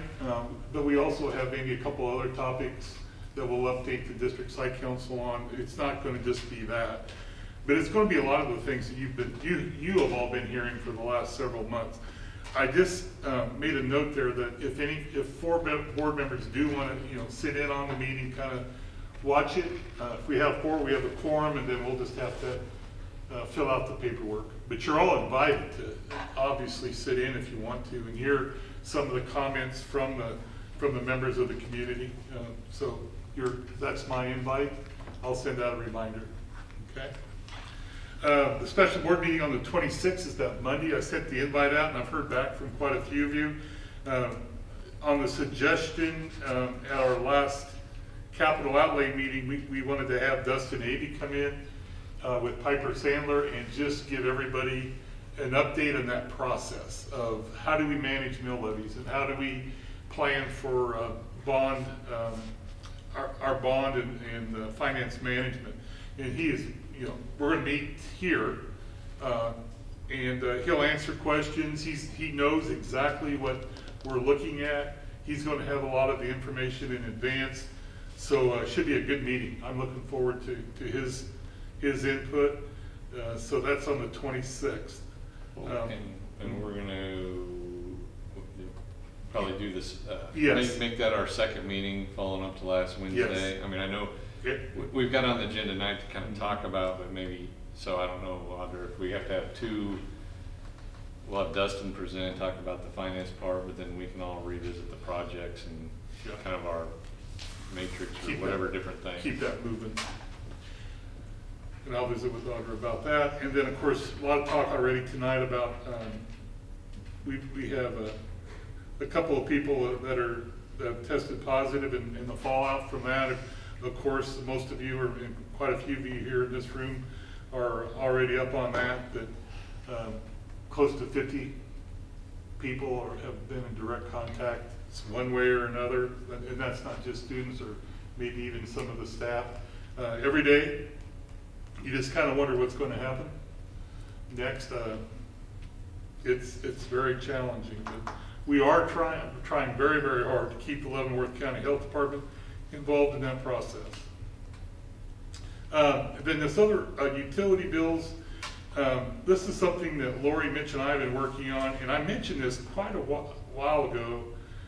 Don't even remember exactly when, but the city changed some of their utility rates for water, and we're one of the largest users, obviously, of water in the city. And so they met with us, it's been almost a year ago, and gave us a rundown on what they projected our costs would be. And so what we've been doing is reevaluating and analyzing our meters, like the number of meters we have, and also the size of the meters, and do we need all those meters? And so that's what we're doing currently. We're probably going to downsize a few.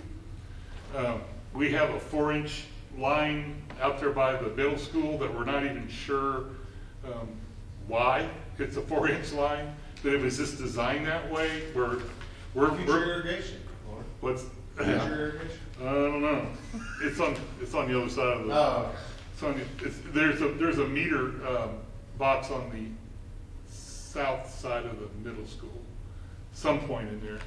But anyway, we're taking a hard look at this, and we have another meeting set up to keep evaluating this and seeing where else we can cut back. But if we were not to make any changes at all, the city projected our increase in cost a year would be around $18,250. It'll be less than that, but I mean not considerably less, but hopefully closer to 12,000 increases. So, but that's not done yet. We're still working on this. As a percentage, how much is it? I'm not even real sure. I don't know if it's 25%. I'm not even sure when they made the change to the utility. They just said that they weren't. They were kind of losing money on their water, that whole treatment in that process.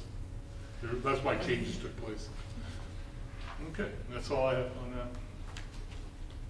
All right, any questions or anything for Lauren? If not, we'll go funding. All right, I've got the September 21st count information, and we are down, much like many of the districts across the state.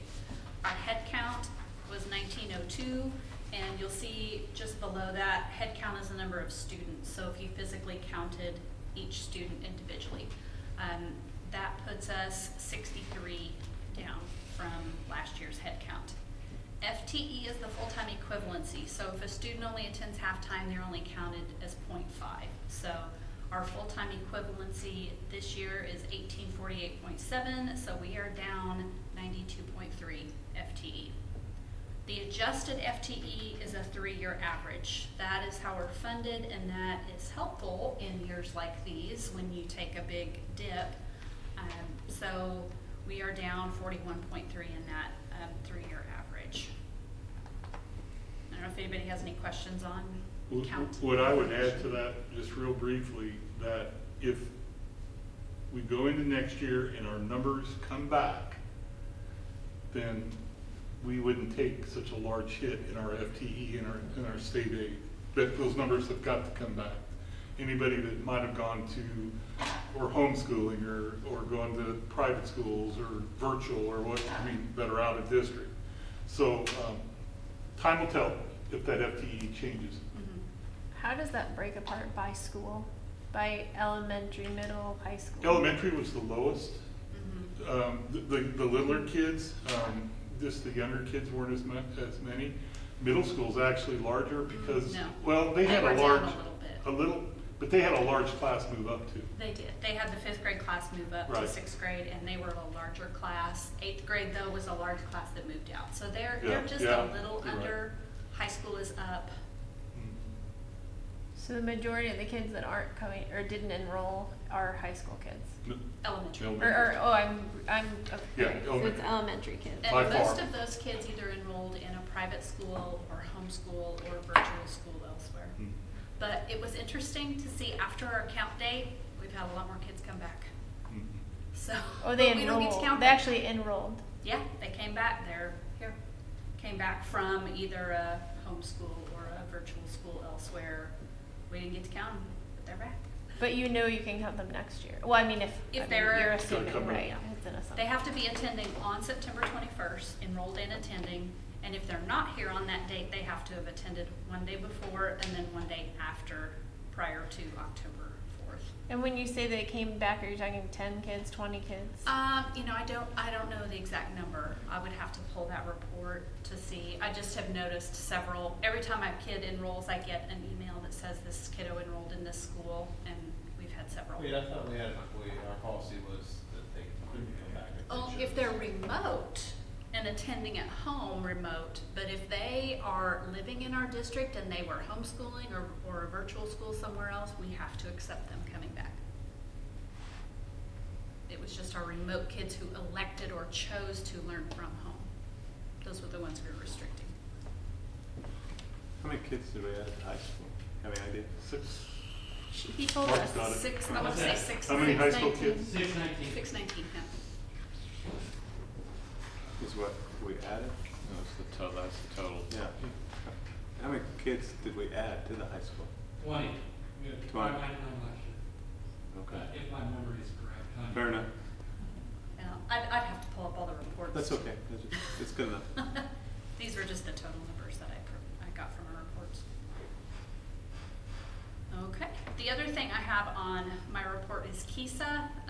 It's been a long time since we've talked about KISA. That is our accreditation, how we are accredited to be a school district. It's a 5-year process. Last year we were in year 3 and we're supposed to have a visit every spring. We did not get to have our visit last year because of COVID. Some districts elected to do a virtual visit. We did not. We elected to just pause that. The State Board of Education on September 8th met and they determined that if we have not conducted our visit yet, we can put a pause on that and not have a visit this year. Any activities after this fall can be postponed. That I have heard from KSDE that they are going back to the state board here at the October meeting, and they're asking for a pause for the entire school year. So what that basically would mean for us is that we're repeating year 3. So this would, instead of being our year 4, it would be our year 3, which I'm very thankful for. Year 3 was a big data year, and because we did not have state assessments, we weren't here basically most of the spring, we don't have all that data to give to KeySet. So that just gives you some basic information about that. I can bring more information next time as we know how the Kansas State Board of Education votes at their October meeting. That's what I have so far. Questions for Tanya? If not, we can move into action items. We got 2 items on the agenda tonight. The change order limit was something we talked about with Aaron a meeting or 2 ago. I don't know. I know we've talked about it a couple times, but I mean, I think that instead of requiring a board vote for changes on the project, is giving Lauren authority, like an individual limit and then a like total dollar limit. I don't have an actual, I guess, action item. Maybe I don't know if there's any other questions or comments. I think we kind of tossed around the idea of 25,000 per item and up to 250 or it was 50,000 individually. If you take our contingency that's in the GMP, over the duration of the project, that's about $40,000 a month. And then if you go up to 25%, it's 250 total. So. Yeah, I'm open to any suggestions. It was kind of an idea to make the management of it pretty easy, and we've got Aaron on the backside monitoring things and reporting up to us. So I mean, I don't really think we're losing control with that. But is there any other thoughts or comments, or I would entertain a motion on the topic from someone. So is, like, if you do $40,000 a month, does that, like, do you think that would be, like, would that work? I would say, yeah. Yeah. That should be. If not, we can always carry it over into the next month. Up to a cumulative. Yes. Yeah. I think that's probably about right. So then I make a motion. Can I make a motion? You're elected I make a board member motion there,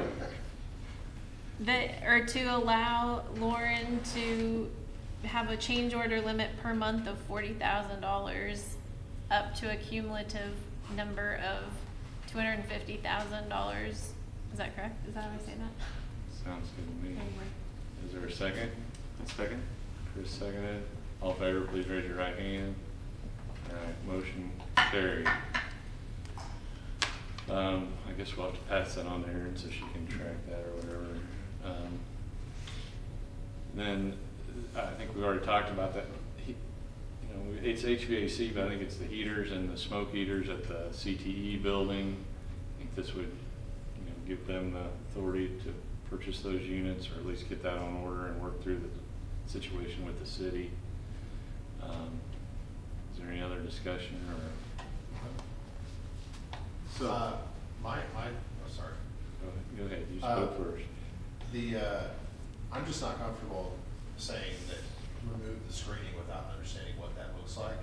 And if the discrepancy in the weight is 150 pounds, from my own experience, that's like, you might spend more removing them than just reinforcing. I mean, if I go up and sit on those units, I doubt they're going to fall through. I mean, if it does, then we got larger problems than just the units. So I'm not comfortable saying, oh, go ahead and remove 3 sides of screens that were put there for a reason, and without understanding what that would look like. But I do like the idea of just going ahead and order it now, because whether you have the screens or not, you need the units. I mean, I think listening to Aaron, that was they're trying to get more information and get some pictures. We mostly need to get the things ordered right now, so we. Yeah, did it sound more like it was a liability issue with the weight limits? Well, it's just. Is that what, is that just a conservative? It's just engineers having to charge us more money to reinforce the roof or something. And that's not a long process. It's a pretty quick thing for them to tell you what to do, especially at that probably, I mean, honestly, if the screens were gonna say, hey, it was a small cost, well, it depends on what, probably a part of this motion is the funds are there in in the bond budget where we could pay for this, or we could also choose to pay for it straight out of capital outlay. But, you know, and again, if Lauren had,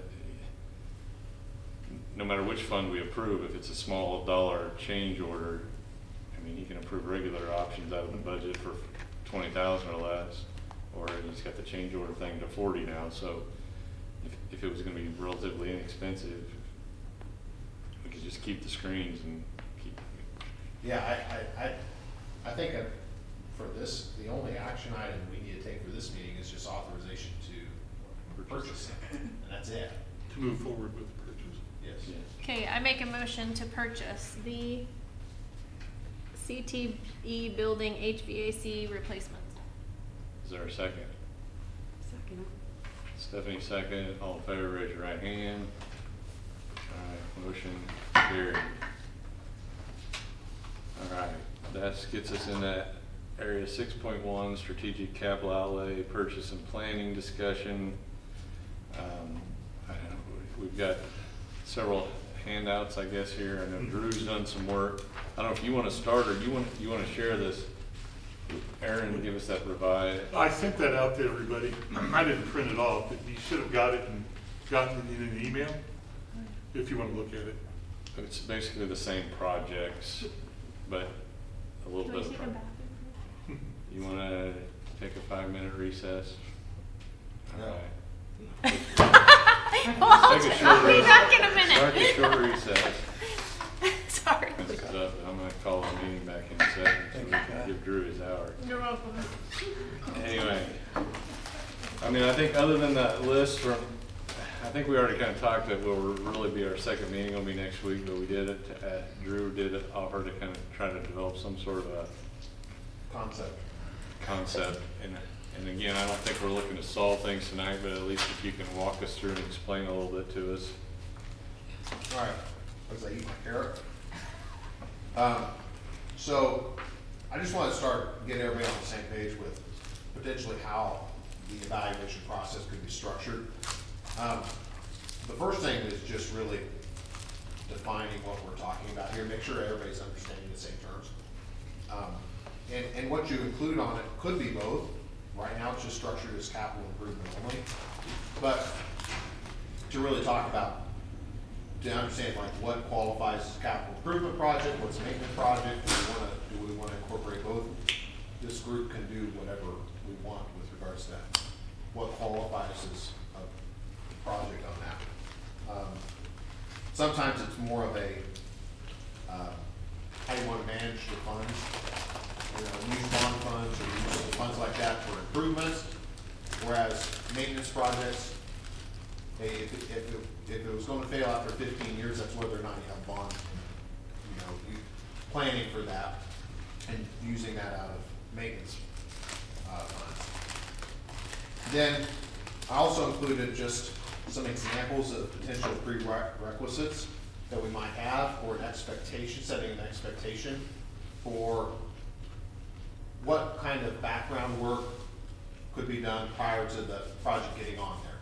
What kind of evaluations, looking at different options, that's documented quantitatively, so that the process, which the whole goal of this is to be transparent with regards, hey, here's how we're choosing to use the money, here's why, and we looked at these different options. Rather than, and potentially talking about a project is just one, here's a solution without understanding, here's what options we have, and here's why we think this project or this option is the best one. So those, I just listed several items there for that. Then the last one is just an example of a rubric with criteria, a description of that, and then a weighting scale that I call a priority, but it's really a weighting to where some of that criteria may be worth more to us or have more value than others. And the last one is really a scoring guide to say quantitatively, how do you rank those so that you can evaluate them? Typically, what you'll see on projects like this, in my experience, is there's a separation between projects, and everybody feels like if your criteria is actually in line with how you think, then you'll see a separation between projects and things will clearly come out winners. But as an organization, if projects that you really want to do don't score high, then the question is why? What criteria is it that we aren't including? Is it not weighted correctly? Are we missing some criteria? And it starts to create really something that we can communicate how we're prioritizing projects, why we're wanting to do stuff, and have a topic or create a platform to have discussions about it. So are you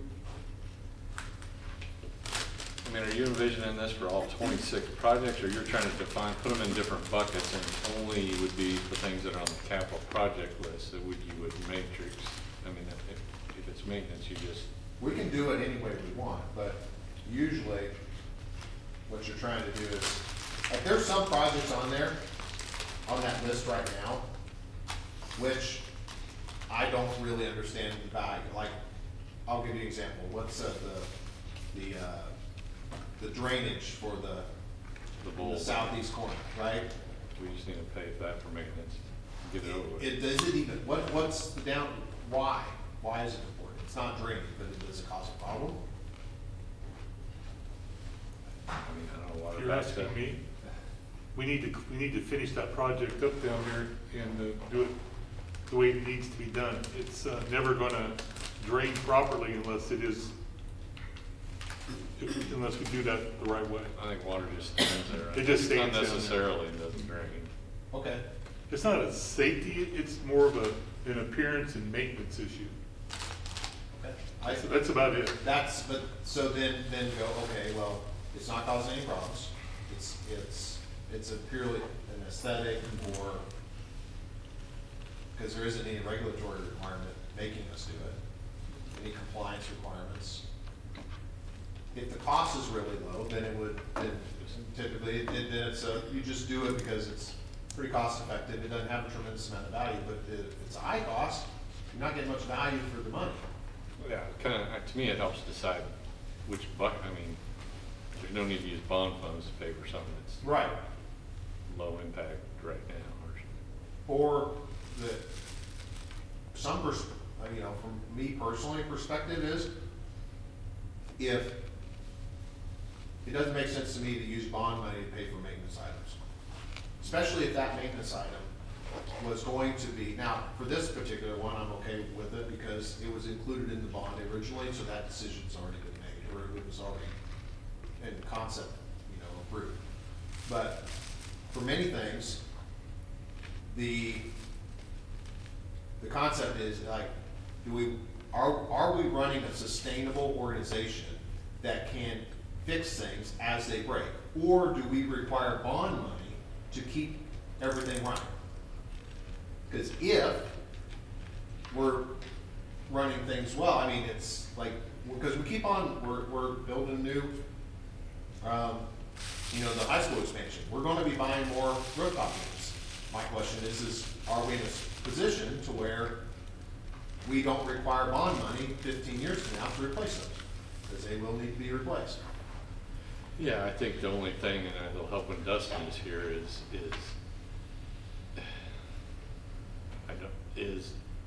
the bonds have been issued, and I don't want to just go spend money frivolously. We need to use some of them to do the mill levy, but we can't prepay the debt. I mean, the debt has already been issued. Right. And it's not like it's a loan on your house where you could just prepay it. It has a call date, and we can't, a portion of it, we can't even do anything with for like 8 years. So the money's just going to sit in the fund until you get to that point. I mean, there's some timing and mechanics of things that you have to think about, but I think the starting point, like you said, is maintenance. As our normal operation, it should be built into our capital outlay budget and Right. paid for. But then our quickest way to give some mill levy, well, I mean, our capital outlay is limited to like 8 mils, I guess, so you can't, we pretty much hold that flat, but we've been able to, you know, offset it in the general fund, evaluation growth, I don't know. Yeah, and this, my intent is like I said in email, was that this starts to lay for a foundational concept to say, okay, because you go through the same type of thing with master planning, right? What are we trying to accomplish? What is important to us? Where do we want to make investments? And here's the thing, the priority criteria, you can change at any time. You can adjust as you learn more, you get more. I bet, you know, as the plan changes or the goals change. So, but it's at least putting it on paper, saying here's how we're prioritizing things today, and here's how these different projects are line up against that.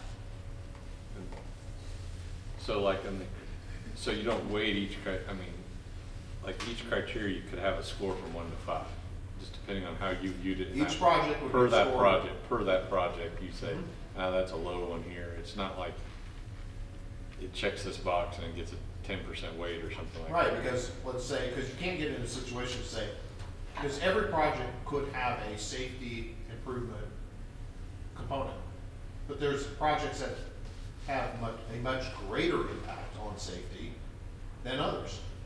Same thing with educational. So it's not a check the box yes or no. It's a to what extent or to what degree does it impact that, which everybody can have difference of opinions, but you get to a point to where you can agree that yes, this one's more than this one in that category. Okay, that helps. The same thing with you know, educational impact, right? I mean, most everything we do has some impact on education, but some more than others. Another thing is, you know, and I pulled this list together for the criteria based upon my own experience of how we assess things. For example, the turf. Why was it important to us? Community. It was a full district-wide use, right? Everybody could use it. It had a community component to it. There was also just even, you know, just the fact that it did have, because it wasn't a one field comparison that say, hey, either you have a grass field or you have a turf field. It's you have a turf field or you have 7 grass fields to equal it, right? So there was even a cost comparison there to where if you compare it to one grass field, it's not really an apples to apples. So I just used some of those and then added in things like, do we want to focus on reuse of existing facilities? Do we want, you know, these are things that patrons have voiced to me in the past that, you know, they would like to see us consider. You know, does it have payback? Is it sustainable? You know, cost. And it could be anything. This is our list. We can put anything on there we want. But it makes it transparent to understand, here's what we are evaluating, and it also helps people that have maybe an idea, whether it be coming from the teachers or administrators, to understand, here's how our district prioritizes things. So if you have an idea and you'd like to have it approved, if you have these things included in it, these features, and it aligns with the priorities, you have a much better chance of having the project approved or getting allocated funding for it. So I think this isn't something that you know, it's going to be decided on tonight, but I think it's something that for an upcoming work session or something like that with regards to a master planning, or you know, it needs to be talked about more in a probably work session. It doesn't have to be a full group, but it just can't be me just making a list of what I think, because I'm only one perspective. What, I mean, like the middle section, are you saying that you'd have to have all that information to get it on the list, or would you prioritize the projects and then kind of evaluate all their,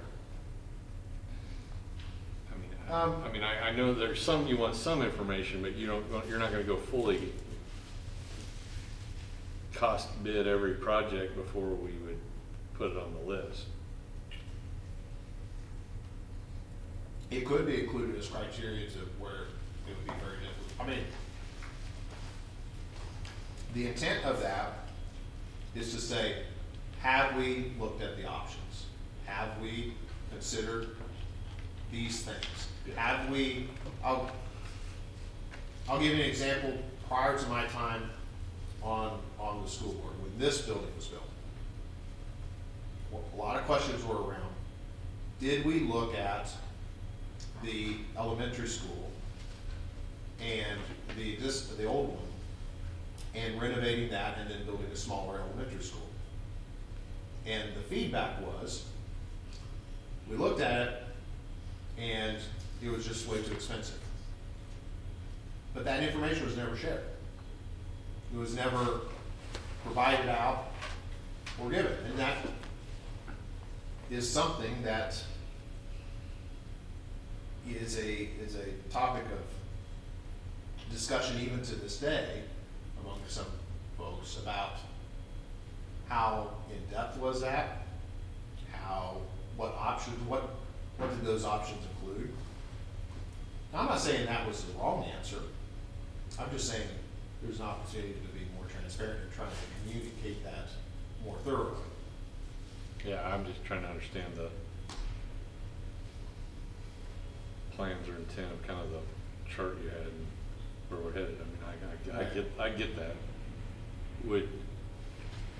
I mean, on the 26th, yeah, we have Dustin talk. I mean, it seems like, just looked at this, like the first thing we need to do is kind of break these down, the projects down into some bucket. I mean, what's capital and what's maintenance, and kind of a thought there before you get too far in the weeds on some of this. I mean, I don't know if you agree with that, or I'm just trying to break things down into, I don't want to be 4 hours at a meeting all night. Well, I think the very first thing are there items that are currently on the list that are really time sensitive, time critical? You know, the CTE one that we just voted on tonight, that fit into that thing. If there's going to be a significant impact, then it shouldn't wait for a process to be more defined on how we assess projects, right?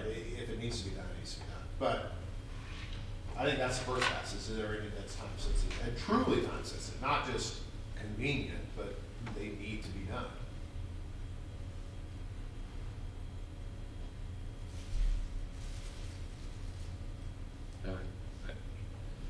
I think that revised list there and tried to group a little bit like that.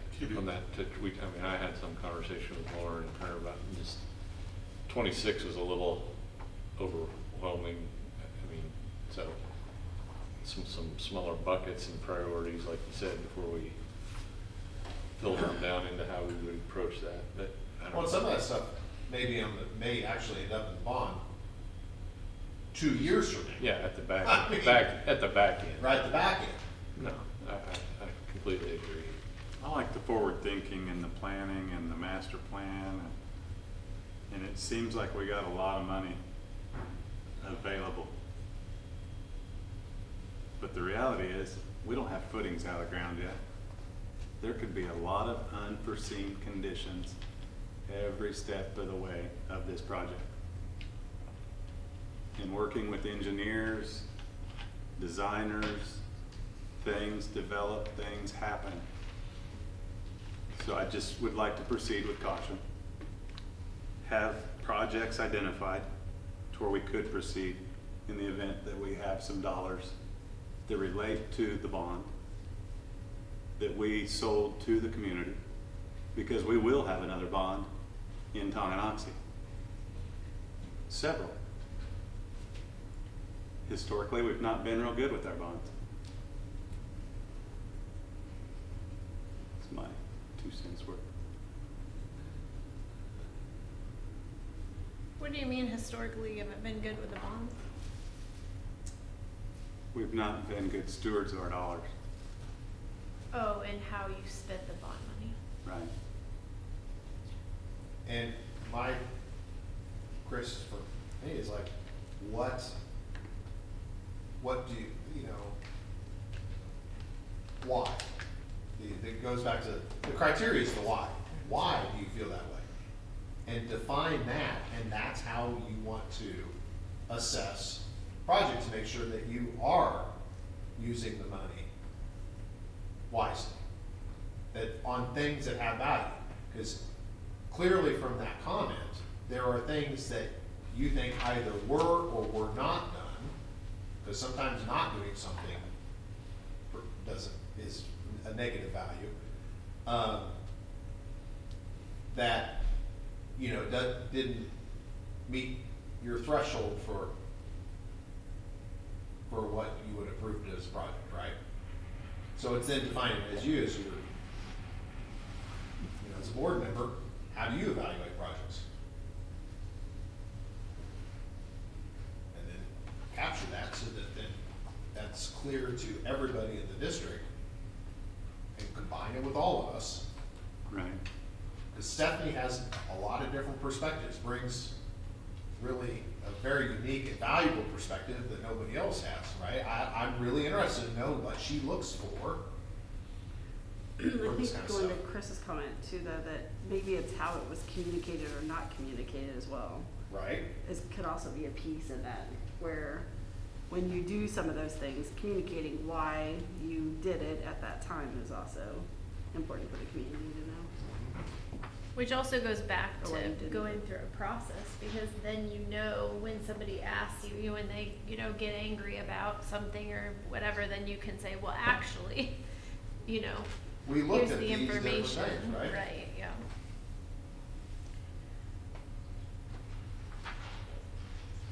Yeah, I think we each have some homework for the 26th. Chew on this a little bit and the criteria. Yeah.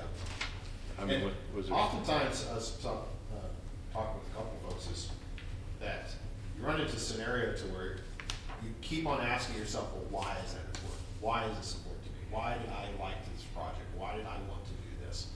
And you oftentimes have to ask yourself that several times until you dive down into the real reason why that was valuable to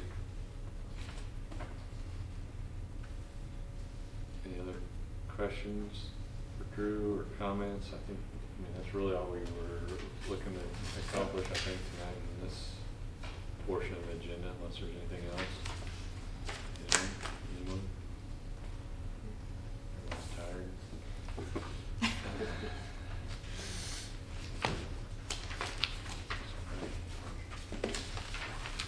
All right, with that, I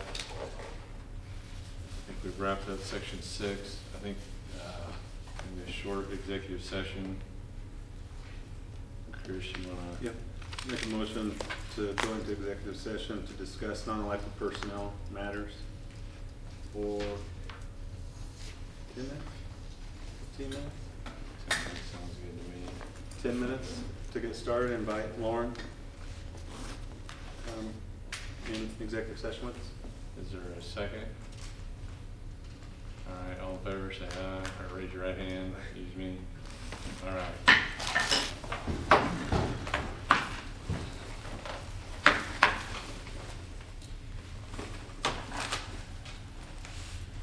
All right, I don't think there's any other announcements. We talked about all those dates coming up.